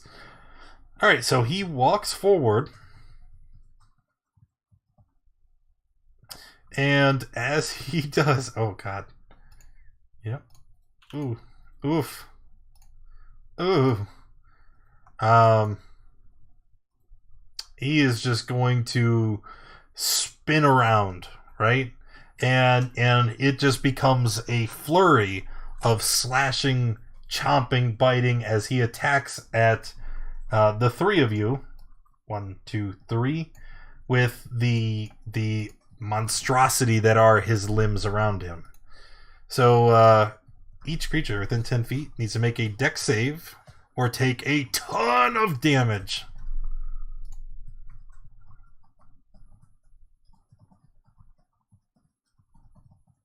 Yep. Uh-huh. Dog Woggle with the nat 20. Alright, so do you want me to roll or take the average? How about I don't care. Roll it. Oh, Okay, Dog Woggle, you're going to take 25. The other two of you are going to take 50.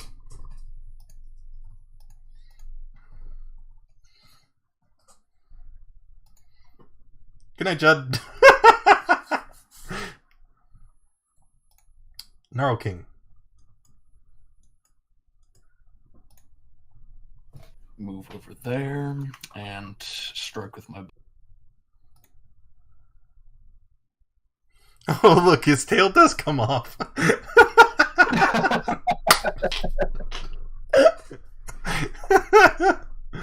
All right. I want to file a complaint. 23, 18, 14. The first two will hit for a total of 22.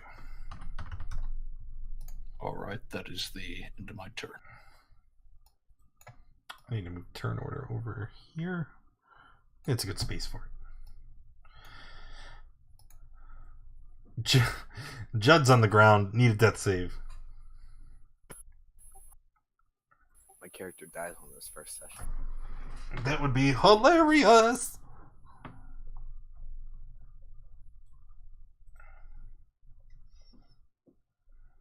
Where's my death save button? Right there in the middle of your sheet.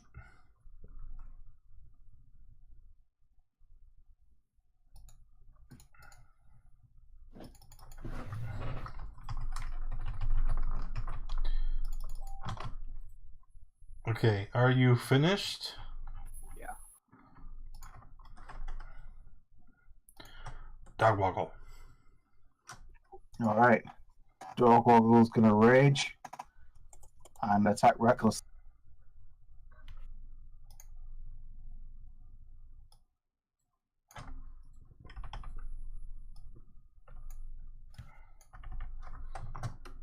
Rage attack Reckless 30.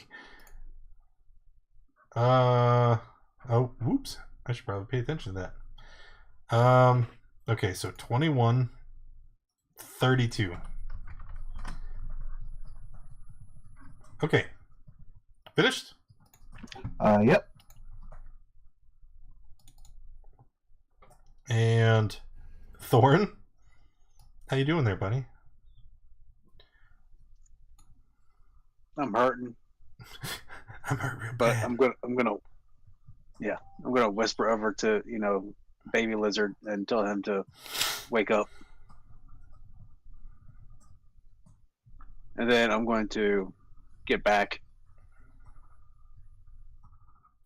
and fire a sacred flame at that monstrosity. Okay, and it passes the deck save. And that's all I got. Gizmo? Gizma is insulted that it walked right past her as if she was a pushover, and she will run over and she will swing again. Hit for 12. Yeah. Wait. And another hit for 9. And then I need to remember, because you have Ancestral Guardians. Yeah. So they're on him. Yep. And I'm also gonna bite him in the ass. No, you won't. Yes, you will. I will. Yes, you will for I'll another bit his 7. booty. And spit it out because it tastes disgusting. Yes, it does. You discover that the creature's flesh, most of it is decayed and rotten. Finished? Yes. Oh yeah. Start of his turn, he begins to mend again, and on this turn he is just going to attack. Let's attack Oh no. Gizmo. Don't forget to take half because raging. And Gizmo. That makes my brain hurt. 16 plus 19 divided by 2. Well, it's 9 plus 8. Nah. You shut your face. This is what you get for not shutting your face. Look at that. 13 to you, and then 14 to you. You gonna math that one in your head too? You gonna tell me what you did? It's 6 and 7. And then Yeah, it is. just for good measure, he's gonna bite Judd with the face on his foot. Are you kidding? Nope. Good night, sweet prince.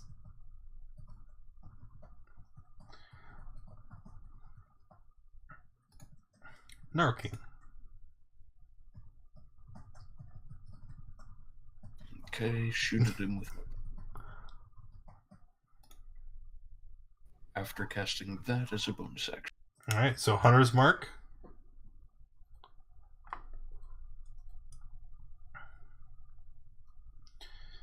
Both attacks will hit, so 10, 7, and then don't forget to actually cast Hunter's Mark. There you go. So 4, but 10, 7, 11, 17, 21, 22, 23. There we go. Figured out. Yeah, but he confused me because he rolled Hunter's Mark damage instead of casting it. And then he casted it instead of rolling the damage. You got me all screwed up. Sorry. Okay. Judd on the ground again. Make another death save. Or a first. Wait, what is that? There's no death save button on my sheet. Yes, there is. Not on my screen. Yes, there is. Okay. In the middle of your screen. Hit Yes, point 6. maximum. You see it? Current hit points, temporary hit points? Yes. You see all the bubbles? Yes, that I see those. There's no button. Look where it says death saves. There is no. It says successes, 2 bubbles. Hold on. I'm gonna grab my phone. And I'm gonna come out here and I'm gonna take a picture of your screen. You have to click on the bubbles themselves. Well, no, you click on the word death save. There's no word there. What did you do? I don't know. Don't trip over my stuffed dad. You're my guard. It's this new stupid sheet that messed up everything. Look, my words aren't even in the boxes. No crap. Try closing your sheet and reopening it? I did. Did you? Maybe it's because of the way you have it all smushed on your screen. Like, try, I don't know, expanding it. Try popping it out. Try making it full screen. I don't know what to tell you, you broke it! Sorry, I managed to break my character. No, he's telling the truth. It's not there. If he doesn't have a death saves button, does that mean he automatically passes? I can see it on my screen. I don't know why he can't see it on his. Try closing Roll20 entirely and refreshing it. Got it. I think that's it. But I'll post it here. It's stupid. But he totally didn't have the button. Anywho. So, did I fail or did I pass? That was a fail. And it should have already marked it. Alright. That was a nice distraction. Dog Woggle. Alright. Dog Woggle is going to do what he was already doing and just keep attacking the troll. Attacking recklessly.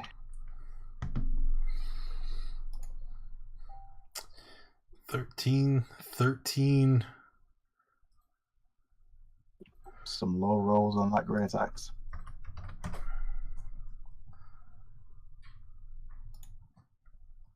All right. And that's my turn. Thorin.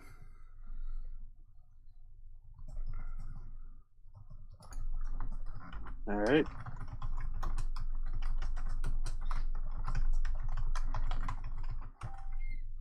I want to hit it with the Sacred Flame again. No, sir. Jesus. It has this. It has disadvantage, eh? From The ancestral guys? Does they give them disadvantage? Wait. I thought they gave him Oh, disadvantage when he attacked people, not you. on. Sorry, I thought it was on. Yeah. No, you're right. It's fine. Okay. Which I don't think he did attack with disadvantage when he attacked anyone. You wouldn't have needed to because I attacked recklessly and Junior was prone. Oh yeah, yeah. Thank you. See, But they also that's why have this guy is a fine DM. Whatever damage you guys took was halved, though. That is true. Well, it doesn't matter. Junior was still unconscious. So what happened? Nothing. You're dead. Wait, what? Well, I'm sending 5 healing points to Junior. Yeah. Then that's Okay. So you're back up. Gizmo will continue to wail on him. Yeah. Okay, hit. Yeah. Yeah. The second one, 9, 16, 17, 18. Okay. Should I limb NATO? Just put Junior back unconscious again? Are you kidding me? That's what's bad is he goes after the thing. So he wait a minute, how'd you get over there? I didn't move. He was here. I was there, but my character just got across the screen. You're playing with. Don't do it, Danny. Yeah, do I get a crit thing for getting a crit earlier? Yeah, I totally rolled it. Your attack knocks your target over. He's now prone. Yes. And then he takes his turn and stands back up. Nice. Nice. Woo! All right. So I'll be nice. I'll give Judd one turn to get away from the thing. So in the meantime, we're just gonna beat this snot out of our barbarians. How's that sound? So, Gizma? Gizma? Wait, didn't you attack Reckless?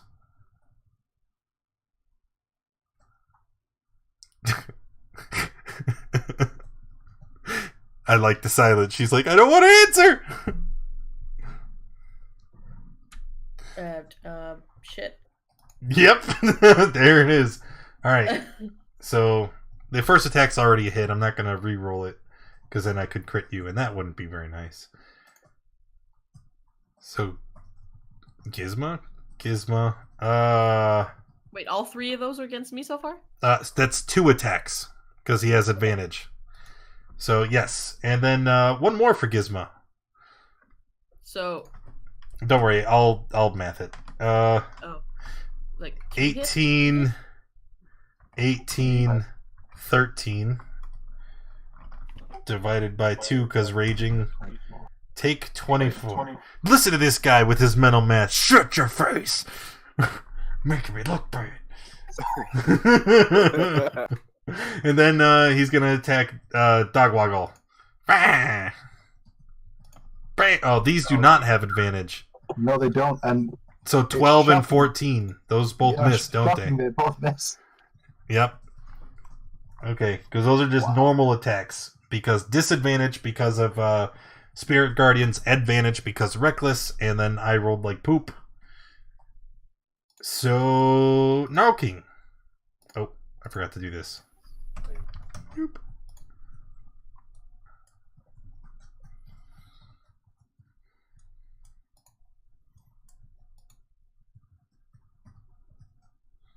Gnarl King. What? It's your turn. I know, I rolled my longbow attacks. Yeah, but you didn't say anything. Okay, well, I hit him with my longbow. Yeah. Okay, 15, 26, both hit. Roll, don't forget your, yep, that. And I'm done. 12.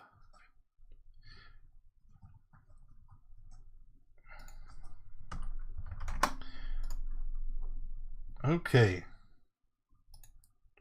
Judd? I am going to Misty Step.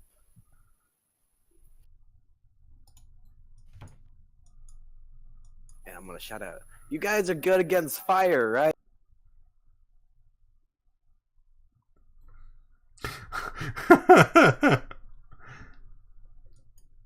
Alright, what's your action?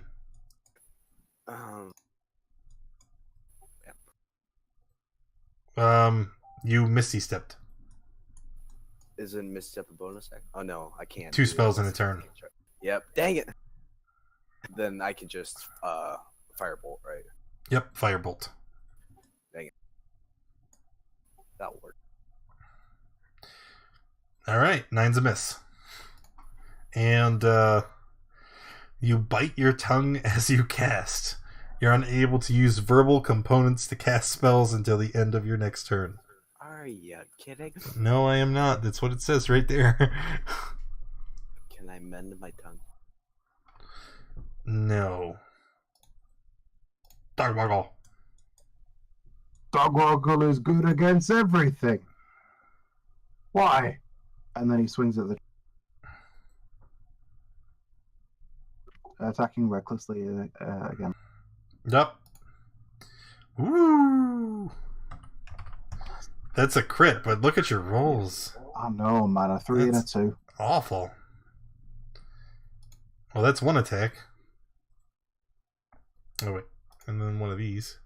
Oh! You strike with great force. Roll an additional set of damage dice above and beyond your normal critical roll. So is that an extra 1d12 or an extra 2d12? An extra set. So 2d12.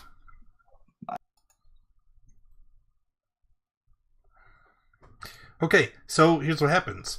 You swing your axe up and you actually chop off one of the main heads of the dire troll and it falls to the ground dead. Ooh, we killed it. Ha ha! Dogwoggle picks Thorn, up what would you like to do?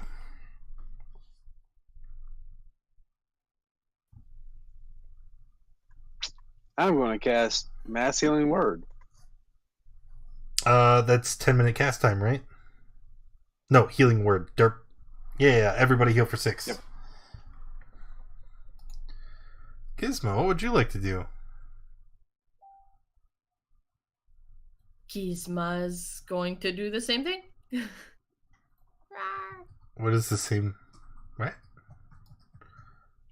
Pick up its head and start dancing. Okay, so you She two wants to start smash dancing. It says cave its head in. And as you two are dancing around, you fail to notice that even without the singular head that you chopped off, it begins to regenerate and stands back up. Oh, but I was still whacking at it. Oh yeah, you can whack it. I mean, it's not gonna do much because there are no negative integers in D&D. Aw. But so he regenerates his hit points. He stands back up and what are you doing? Get out of here! I don't know what I clicked, but I didn't want to do that. And he is just going to. Both of you Wait, make a doesn't dex. he regenerate at the end of his turn though, or is it the beginning of his next turn? Nah, we're not discussing mechanics, but no, you're not correct. Oh, the zombies is like at the end of their turn. This is no zombie, Oh, and zombies don't regenerate. oh, They that's just- great. Losing a turn, fantastic. Guys, you two within 10 feet. I need dex saves. Okay. Why is that number red? Are you kidding me? Because he rolled really low damage. That could hurt me really bad. Both of you take 38. Half. You're still raging. Wait, are you still raging? Yes, you're still raging. You took damage since the end of your last turn. I think. Pretty sure. I mean, you just took a turn. Yeah, I just took a turn. Yeah, you did, and then she did, but then she didn't attack. Did you attack it, even though he was down? I mean, I attacked it. Apparently, Okay, it did nope. no damage, though. Well, it doesn't matter if you did damage. damage. It maintained your rage. That's all that matters right now. Oh, okay. So take half yeah, damage. half. There you go. Okay, so it's 19. The semantics of I technically attacked even though it was dead at the time. It's Technically, there was blood gushing in my face. Gnarl King. Okay, 2 longbow hits. And those two shots together, it pierces the dire troll in the chest, once in the left breast and the other in the ribs, and the creature falls to the ground again. Start dancing again. Judd? Tired of this. Just die.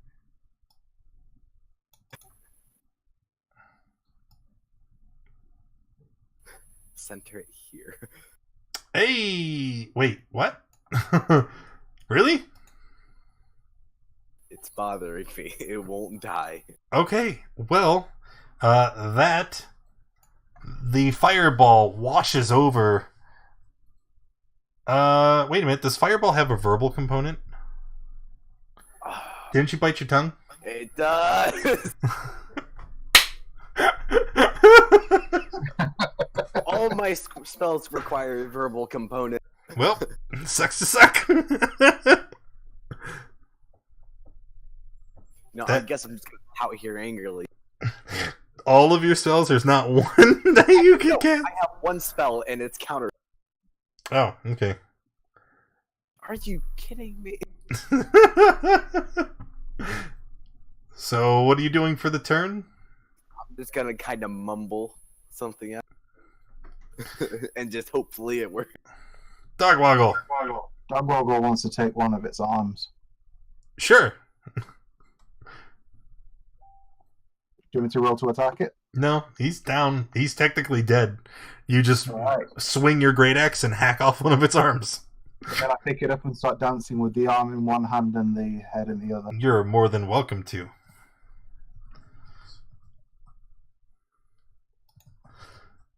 Thorn? So, does it have any other heads? Oh, yeah, it's got a ton of them. Like you can Okay, see, like it's got so one in let- its stomach, and there's one on its arm, and there's one growing out of its shoulder, on its back. Like this thing is just a huge monstrosity. Okay, well then I'm going to cast Sacred Flame at one of its what looks like another head. That's like one of the main heads. Okay.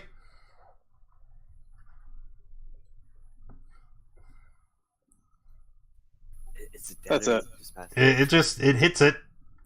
The radiant energy burns one of the heads until the skull is showing, but I mean, it's not like it can avoid it.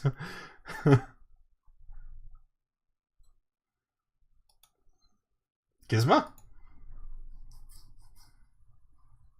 I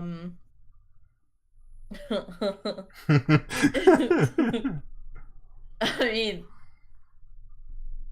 Gizma's just gonna normal tap him in the shoulder. How do you miss? No, you have advantage. He's technically unconscious and prone I would and say if you roll it up, incapacitated, and yeah, so it's a crit, and they're both crits. Notice he didn't say dead, so hit him again. Right? Well, Can I try and like sever limbs? yeah, sure. You can sever as much as you want. You had 2 attacks, so you smash in a head here and there. Like, what are you doing? Smash in a head and chop off an arm. Sure, and you are successful in both attacks. However, after a moment, you see the creature again begins to regenerate. You actually see another face seems to open up on the middle of its chest as it raises itself up to its full height and begins attacking again. Just in a whirlwind of claws and teeth. Let's do. This is nice or this is mean? Do I nice, mean, nice, mean, nice? All right, deck saves from the 2 of you again, or you take 43 fire or slashing damage. Do the colors green and red make blue?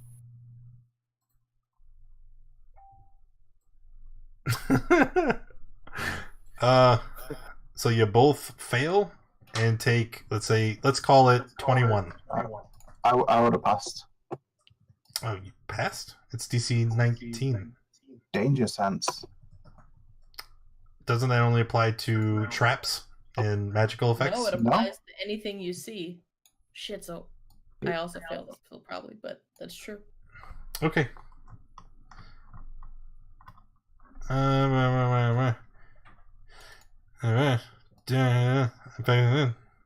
Oh, such as. Okay, it's not just. Anyway, so yeah, you pass. You take 21. No, less than that. 10. You take 10.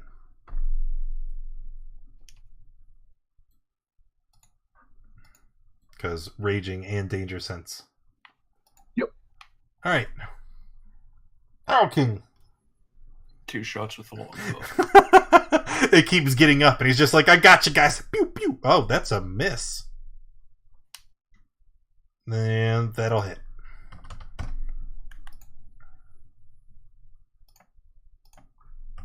Okay. Judd? Stupid thing that Here it comes for the 3rd time. Just stop. Just stop. Okay. Roll So low. so did he. Barbarians, unfortunately, you also need to make a dex save because you said you wait. Can you put the marker on the map, Lane, so that we can see the radius? You know what I mean, right? Yeah. Because you might hit one, but not the other. It all depends on where you place it.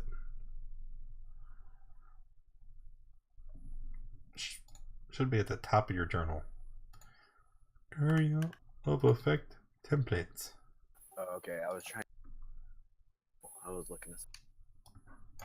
Here, I placed it. You can move it. Thanks.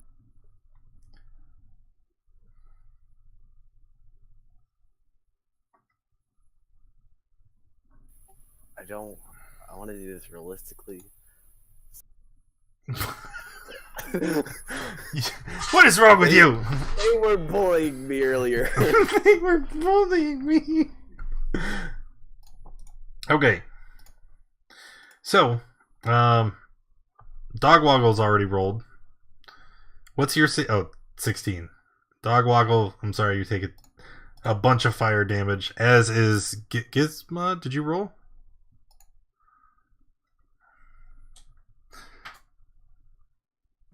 I'm still only taking 15. I think you should put it right there. No, right there. Probably would have been more successful that way. Is Gizma here? Gizmo was muted. Oh. Sorry. Dex? Yep. Yes. So danger sense applies. That fail, you take Yay. 30 fire. And the troll does as well. And as the troll is washed over in flames, you see that his body is mostly incinerated and his wounds are scorched and he stops regenerating. Oh, Gizma is down. Okay, that's the end of combat. You would think.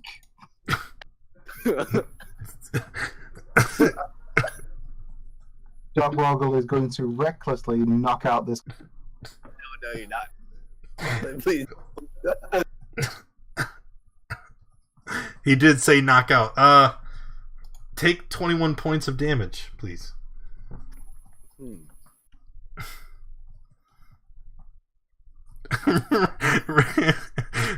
Wrecking ball, not finesse. That's exactly right, man. I like your health, Dogwoggle. Yep. What is it? It's probably like 1. I think better than anything else is the Gnarl King's health. He went that fight completely untouched. He was like, I see what's happening here. You guys can get beat up. I kept just getting put up and put down again, but I'm unconscious now. Alright, would anybody like to do anything? Whatever implement he was using to cast spells, I take it. Let's see, what was I using to cast? Staff? I think you said your staff was your focus. No. Well, wait a minute. The question here is Dogwoggle smart enough to know what he was using to cast his spells? Should I just name what's in my inventory and If he let's see if he points can something guess? at No. me and a fireball comes out, he's gonna take the thing. Well, he points his hand at the thing. So, I mean, doesn't the description for fireball literally say, like, you point at... Well, in that case, No. he is a nerd. Dogwoggle is gonna take all of his stuff. Yeah, a bright streak flashes from your pointing finger to a point within range. He just say he's taking all my stuff. Yep. And then I'll just chuck you in the boat. You still dragging the boat? Yeah, and carrying it with me. I don't know why I thought that you abandoned it once the party decided to travel by land. No, he put Nope. straps. That would be silly. That would be You were wrong, silly. sir. Oh man. Okay. So nobody's doing anything to recover the down party members, right? I mean, Yeah, I think there's only one person that could do something, and he's not. So Yeah, so that's what I was going to do. Well, after watching the display of Dogwoggle beat the crap out of this baby lizard. Oh my god.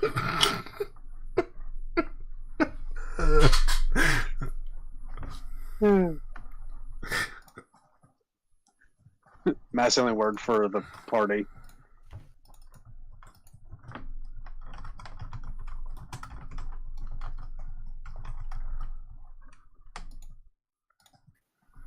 Does that include me? Yes, that includes you. Yeah. So does Stogwoggle have all of my stuff in? Yeah, he took everything in your backpack. How about this stuff? Well, I'll make a deal. I will tell you which one is my arcane focus if you give the rest of it back.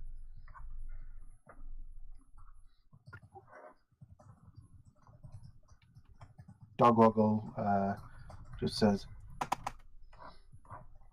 "You nerds need to stop casting spells at me.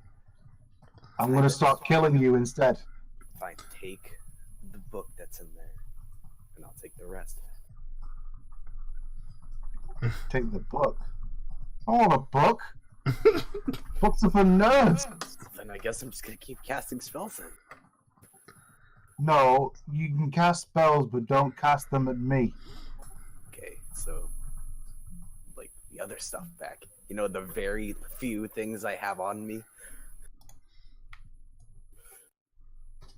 Okay, but you keep messing around, then I'll put you in the boat.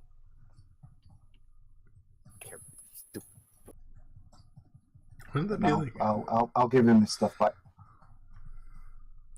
Okay. So as we discussed earlier, long bit of travel from one encounter to the next. Not long enough to take a long rest, because you guys had already slept and benefited from one today. But you can take a short rest, recover hit dice, class abilities, blah blah blah blah blah.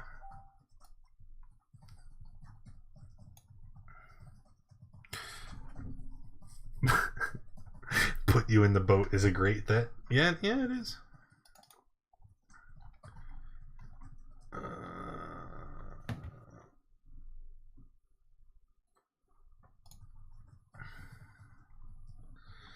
Yes.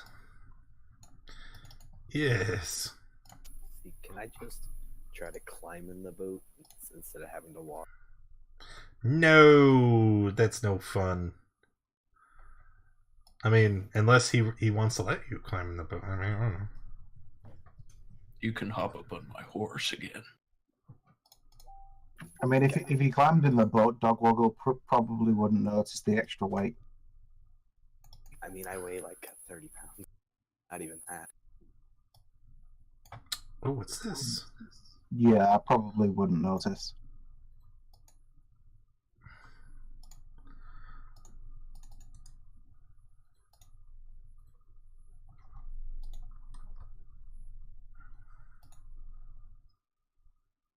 Right. Oh, wait. Is it too late for me to say I want to recover my arrows? No, you can recover your arrows. Does anybody know mending? Yeah. Are you gonna mend his arrows for him? Yeah, he's pretty nice. Okay. Okay. So I get all 9 of my arrows back.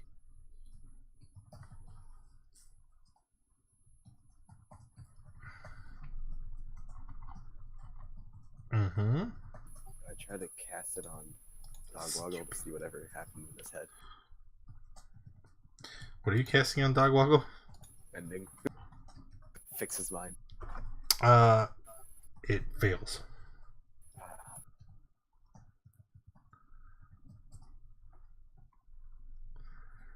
I don't like any of these options.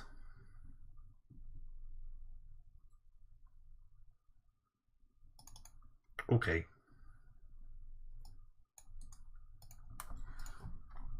All right. Are you guys ready to continue? Yep. Yep. Yes. Yeah. Okay.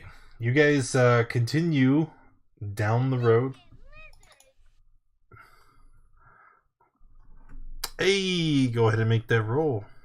You guys continue down the road, and as you do, the road begins to twist and turn. It changes from the wooded forest terrain that you had become accustomed to, and begins to incline up the mountain. and it becomes increasingly colder. I'm gonna snuggle up in my coat while still on. How appropriate.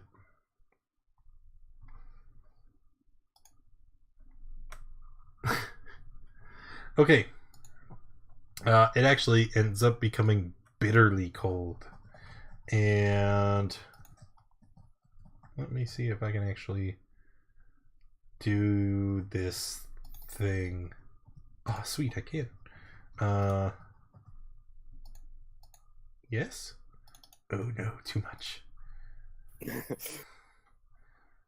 Let's go powder blue. Okay, that works for me.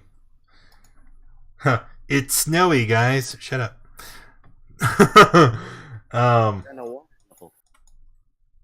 No, never that. You guys begin to climb through the snow and ice, and as you do, you start to hear a wretched noise coming from the opposite side of a pair of trees.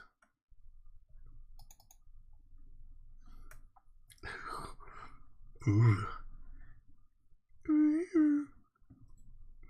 What?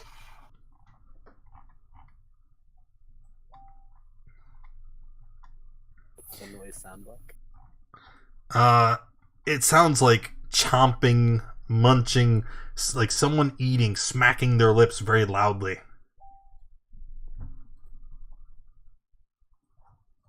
Hey, Gizmo, go see if they'll share some with you.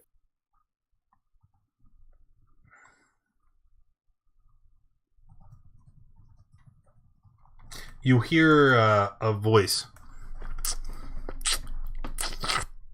Hungry.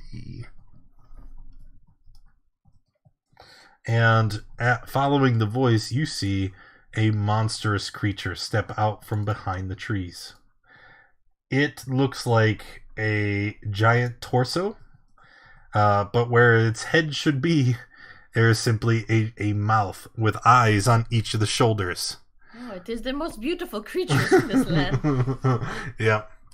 That monstrous gaping maw smacks and drools bile as it turns its body and looks at you. Hungry. And it begins to advance towards Judd. Oh no. Its monstrous size makes it quite apparent that it could easily gobble up any of you. If you guys haven't already, you can go ahead and roll initiative.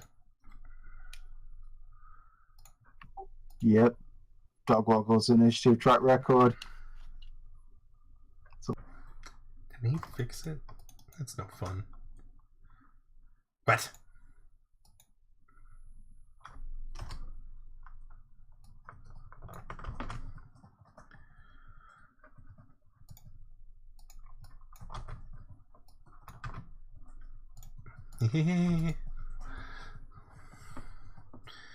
Okay. Judd. You are first. I'm going to hide behind him and fireball. Oh god. Nope. No, you do not. As a matter of fact, your spell misfires and knocks you over. You fall prone. How far have you walked? 25 feet? Oh, goody. You don't have enough movement to stand back up. I don't. Okay.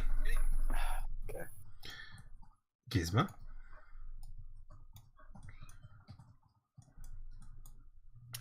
I will move up and rage and attack. Watch out!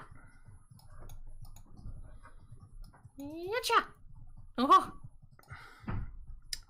So these were not reckless? They were reckless, yeah. Okay. So Yeah, I raised them in 13 and 14 both miss. Okay. And yeah, this is for me. Thorin. All right. Going to move here, and then got a Sacred Flame at it.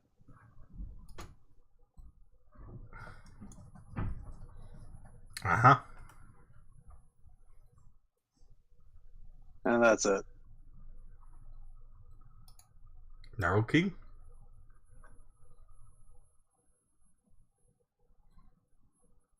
Okay, shots with longbow.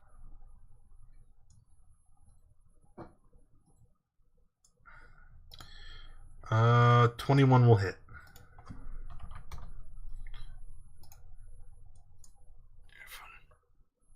All right, that's it for me. Okay. The creature first is he you see it's standing here, right? And he gets pelted, like the sacred flame comes down, the arrows hit him in the back. He doesn't even flinch. He doesn't even seem to notice. And he doesn't notice because he is staring down at Gizmo hungrily. 25 is a hit. Gizmo, you're going to take 8 piercing because rage, and 8 acid because ouchies. But you are swallowed up by amazing by the creature. While within the creature, you are blinded and restrained. You cannot be hit by attacks from the outside, and you take 46 acid at the start of each of the Blemius's turns. And that's 46 or 4d6? 4d6. I feel much better. Okay, thanks. So it gobbles her up, right? And then its tongue still wagging out of its mouth. It looks around, hungry, and it starts walking over here, and it raises up its fist, and it tries to hit Thorin. Brr. Nope, not with advantage. 20 is still a hit, so take 12. And you need to pass a wisdom save.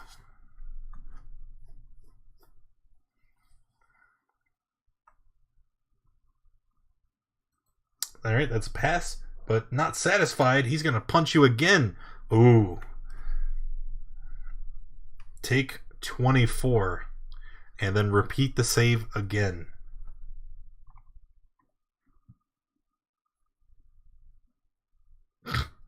Alright, you're not stunned. Brag about it. Dog Woggle. Alright, well, Dog Woggle's gonna rage. And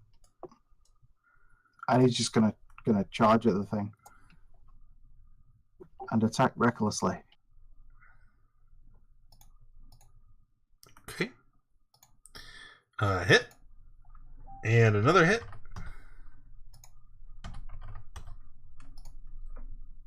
And then? And that's it. Judd? I'm gonna firebolt it. Are you a second time? The placement of your spell startles your allies near the target, causing them to drop their guard. Your target is able to use their reaction to take an opportunity attack on one of your allies in melee range. So, big explosion. Your allies kind of shield themselves, and the creature is going to raise its fist and try to punch Dogwoggle in the face. Yeah, that'll hit. Take 5, because raging, and make a wisdom save or be stunned.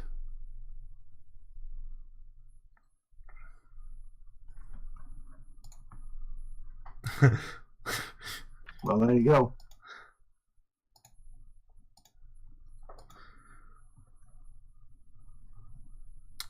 Way to go, Judd. Maybe if you stood up first. Oh yeah, I should do that. I was terrified of this thing. Why? It looks friendly. I swear I've had a toy of one of these. What? It kind of reminds me of the Street Sharks. No? Okay, that's my turn. Dogwaggle's not going to be happy, no. Gizma, you're still inside. You're blinded and restrained.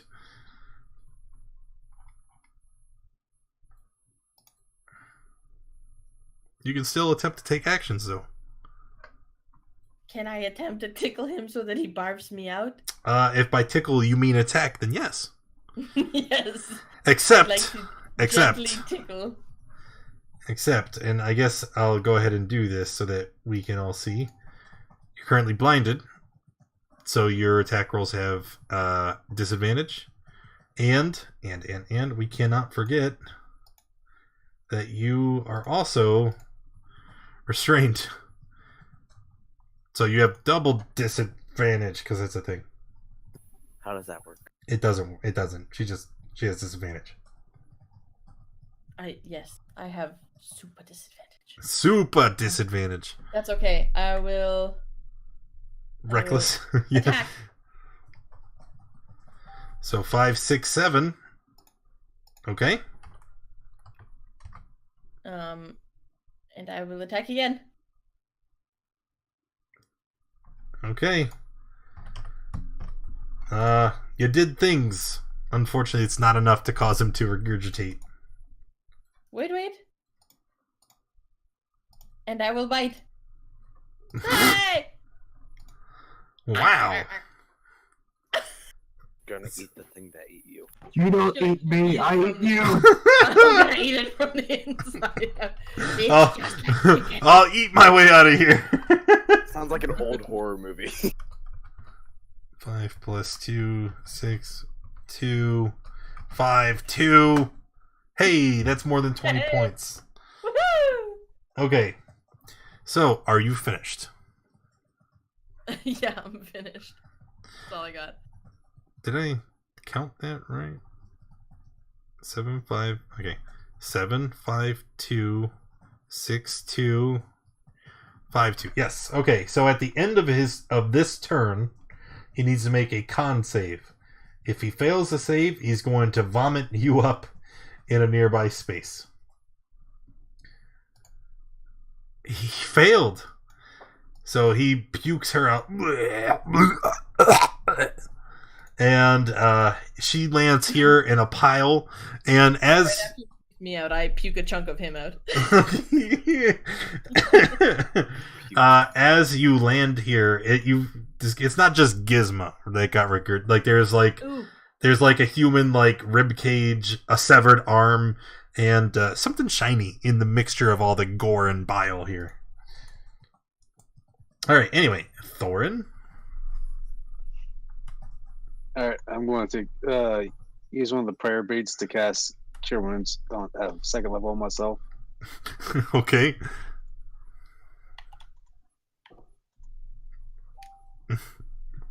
That helped a lot. Don't you feel so much better? And then we're going to try and back away. Oh. Is this... This is a new round. He hasn't had a reaction this round yet. Oh, no, wait, yes, he did. That was on Judd's turn. You're safe. All right, finished? And that's my turn. Gnarl King, way up there. Okay, I cast Hunter's Mark on him and loose a few more. Hunter's Mark. I wish there was a good one for Mark. Hey, that one's a good one. What am I talking about? And they both miss. Yes, they do. Yes, they do. All right. Lemmius is going to take its turn now. And first thing it's going to do is like it's kind of clutching its stomach since it just vomited up all that stuff. He's gonna start muttering, "Hungry," and it looks to Dogwoggle, who is currently stunned. Hi, Dogwoggle. So he's gonna reach out and he grabs you around your arms and misses. What? How is that possible? Look at that damage roll, though. Yeah, that wouldn't have been fun. Ooh-wee. All right, well, frustrated that... How is that even... Like, you can't resist. It's just like, I'm gonna bite you. Ah, the dirt tastes bad.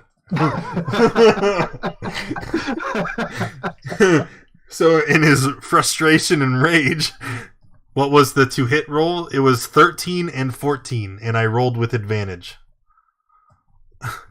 It wouldn't have been advantage because Gizmo would have had their ancestors on it anyway. True. So, well, now he's mad. Now he's just gonna start hitting stuff. First with Gizmo. Kerpowie. Take that, 7 bludgeoning Gizmo. And then make a whiz save or get stunned. 1 second. Whiz save. Okay, pass. And then he's gonna turn around and he's gonna let loose another punch at Dogwoggle. Hey. Yep. Okay. Oh, it wouldn't have been with advantage. It's just normal. So 21 still for 16 damage. And you don't have to roll. Me? No, that was Dogwoggle. Okay. And so I'd like to imagine he just lifted up both hands and just kind of brought them down in front of him like same time. One on Dogwoggle, one on Gizmo, because he's so frustrated because he's so hungry. Dogwoggle is stunned. Wait, because of that slam? No, from one previous. Okay, yeah, because that one didn't hit. And I believe the slam says end of its next turn. So at the end of this turn, Dogwoggle snaps out of it. And then Dogwoggle would have been hit anyway. Doesn't matter. Judd, I'm not gonna stack you. I'm not gonna chain stun you. That seems too mean. Unless you guys think I should. Do you think I should really? No, it's fine. Judd. Don't worry, guys. I got this. I like what it says on Judd's title card there. Oh wait, what?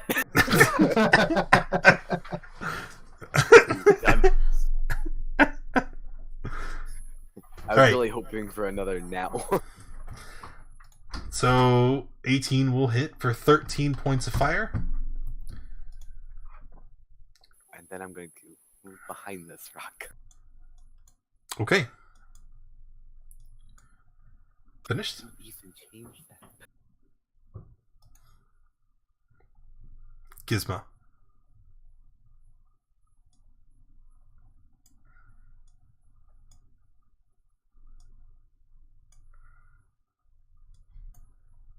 Kirk, Ma.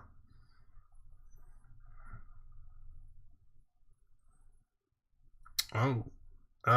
Hit and then a miss. And that will be it. Thorn.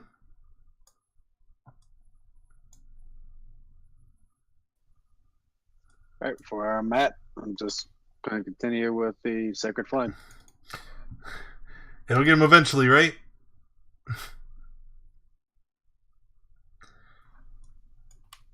That is all. Yep. Gnarl King. Okay, 2 more bow strike. A hit and then a miss.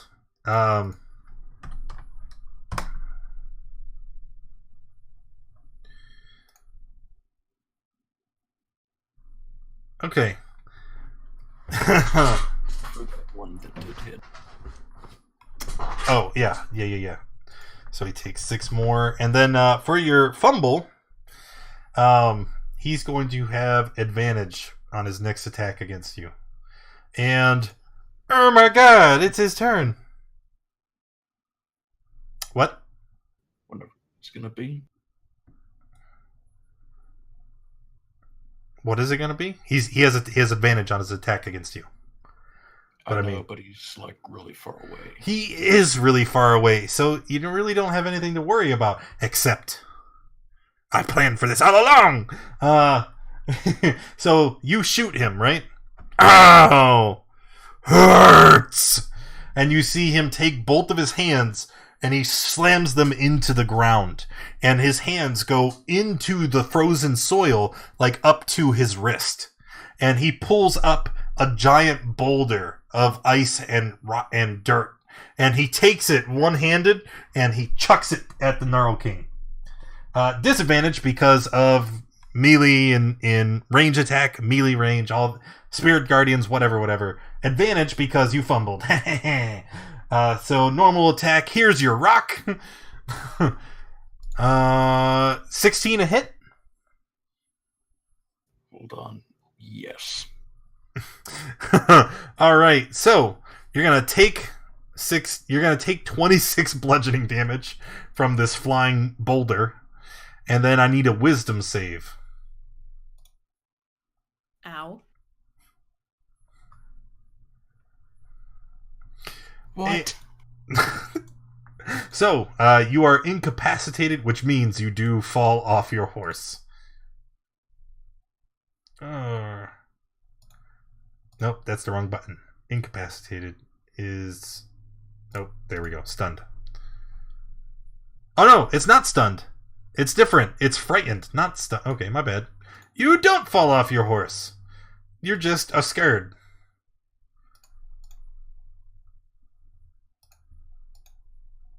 There we go. Okay. All is right with the world. We fixed it. Alright. Dogwoggle. Dogwoggle's angry, so he's going to keep bopping this recklessly, because he doesn't care. 20... Yep. That's 30 points of damage. Finished? Yeah, Dogwoggle's finished. Baby lizard. Just gonna fire. Are you? 20... Oh, no. Not advantage. So 7? Yep. Wow. Are you kidding me? That was so good of a roll. I got it. Judd needs to throw a fireball. Don't say that. He'll listen. A Dogwoggle will yell at me. Gizma. Gizma is still super frustrated that he barfed. he sucked her and barfed her out. I'm gonna try and knock some of those big nasty teeth out. I like this guy. Whack of the teeth. Whack of the teeth. Okay. I want there to be like, I want to just like knock the top row out, knock the top row, the bottom row out. Thorn. Alright. Frustrated that it keeps dodging everything I throw at it. I'm just going to shoot it this time. Nope, And that's a still miss. nothing. Just to see. Go ahead and roll that Sacred Flame to see if this would have... Oh, you don't have to roll it, I guess. Nope, yeah, he would have definitely... Did I skip one of Gizmo's attacks? I thought I got both 12s. Yeah, I did both 12s. Huge body with a head put in it. Wait, or like a you mouth. missed what? Is that against me? No. They're saying that Okay. they think I forgot to subtract the damage. No, okay. But I mean, without even looking, I knew they were both 12s because I'm pretty sure I did it twice. Yeah. You know what? I don't really care. He's only got 4 health left, so let's just assume that I missed it. And the creature is dead. Say, how is this thing dodging everything? All this that because it's like just a. I would like to say he wasn't actually dodging it. It's just the attacks were not strong enough to penetrate his thick exterior. Okay. Now that the creature is dead, what now? I'm gonna continue hiding behind this room. Recover my rocks. Dog Wobble wants to walk over to the boulder that he threw at Null King. Can I pick up the shiny thing that he spat out? Yeah. Yes, you can. Looking down at the pile of vomit and severed limbs, you find that the shiny thing was a human finger, on which is currently sitting a silver ring. I'm gonna pull it off and chuck the finger away. On the silver ring, you see an inscription written in Draconic. I can read that. Yes, you can. I'm going to read it. I'm reading in. The inscription says something along the lines of, "May the flames of the dragon's breath guide you and guard you against the cold." It's a sign from Dristhelm. I was meant to have this. And I will put it on. Okay. Is anybody opposed to him getting the ring? Nope. Nope. Okay. It is a ring of warmth. While wearing this ring, you are resistant to cold damage. In addition, you and anything you wear and carry are unharmed by temperatures as low as negative 50 degrees Fahrenheit. So now resistant to fire and cold. Yeah. The last guy who worked got golemed. What? Nothing. Alright, anywho, it's 10 o'clock. I think this is a good point to stop, right? Because we're about halfway to the Amber Temple. When we come back next week, no. Wait, we never settled anywhere on that, right? Because, next weekend is Thanksgiving. A lot of people in the States will be meeting with their families. I know me and Lane are good. Gizma and Spartan said they're good because, they're not American, so they don't have Thanksgiving, right? What about you, Williamson? Are you doing family stuff on Saturday, or? Yeah, I probably will be busy, if nothing else, studying for finals. Okay, and Gizmo said he's good, but I don't I don't want to have a session and have someone not be able to attend because they're spending time with their family for the holiday. So I think it would be better if we just skip a week. Okay. That's fine with me. Okay. So no Curse of Strahd next week, but we will be back the following week, and when we come back, we will be advancing the rest of the way to the Amber Temple, probably. I don't know. Maybe I'll roll more than just 2 encounters. Experience? Oh, you don't need experience? Okay, fine. I'll give you experience. I guess first you want experience for that troll. He's worth quite a bit. And then for the Blemius, which I'm not even joking, this guy is like my new favorite monster. I love this thing. He's just this huge brute, but then all of his abilities actually do things. So it's I don't know. Plus he's pretty durable, so he's kind of scary. Plus, look at that art. Look at that. It is pretty Don't sweet. you post it again. Here, look. I'm gonna show you guys. You can see the whole art now, right? Look at it. It's glorious. Cannibals? Right, anyway. 2900 and Gizmo. I'm gonna award this to you as well. I'm not gonna. So you get experience for those 2 encounters, and there's also a story award for the we'll add that up separate. There's also a story award because you restored the Mad Mage to sanity and procured his help. So, nope, that ain't right. That ain't right. It was supposed to be one. Okay, /R 13900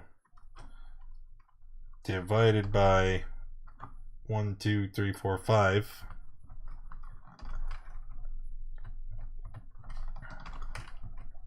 Plus 1,000. There we go.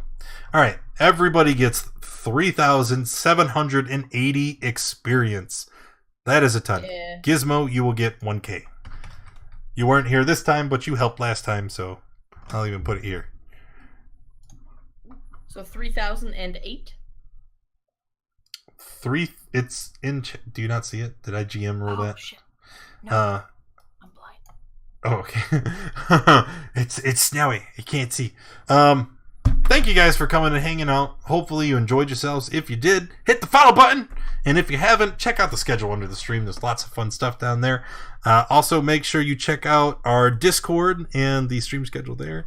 Like we've said several times already, Thanksgiving is next week, and we're currently doing a giveaway through the channel, just as a way of me saying thanks to all you guys for being here and hanging out. So make sure you check that out and get involved in that. Link will be under the YouTube video if you're watching this on YouTube, and it is in the Discord if you are in there as well.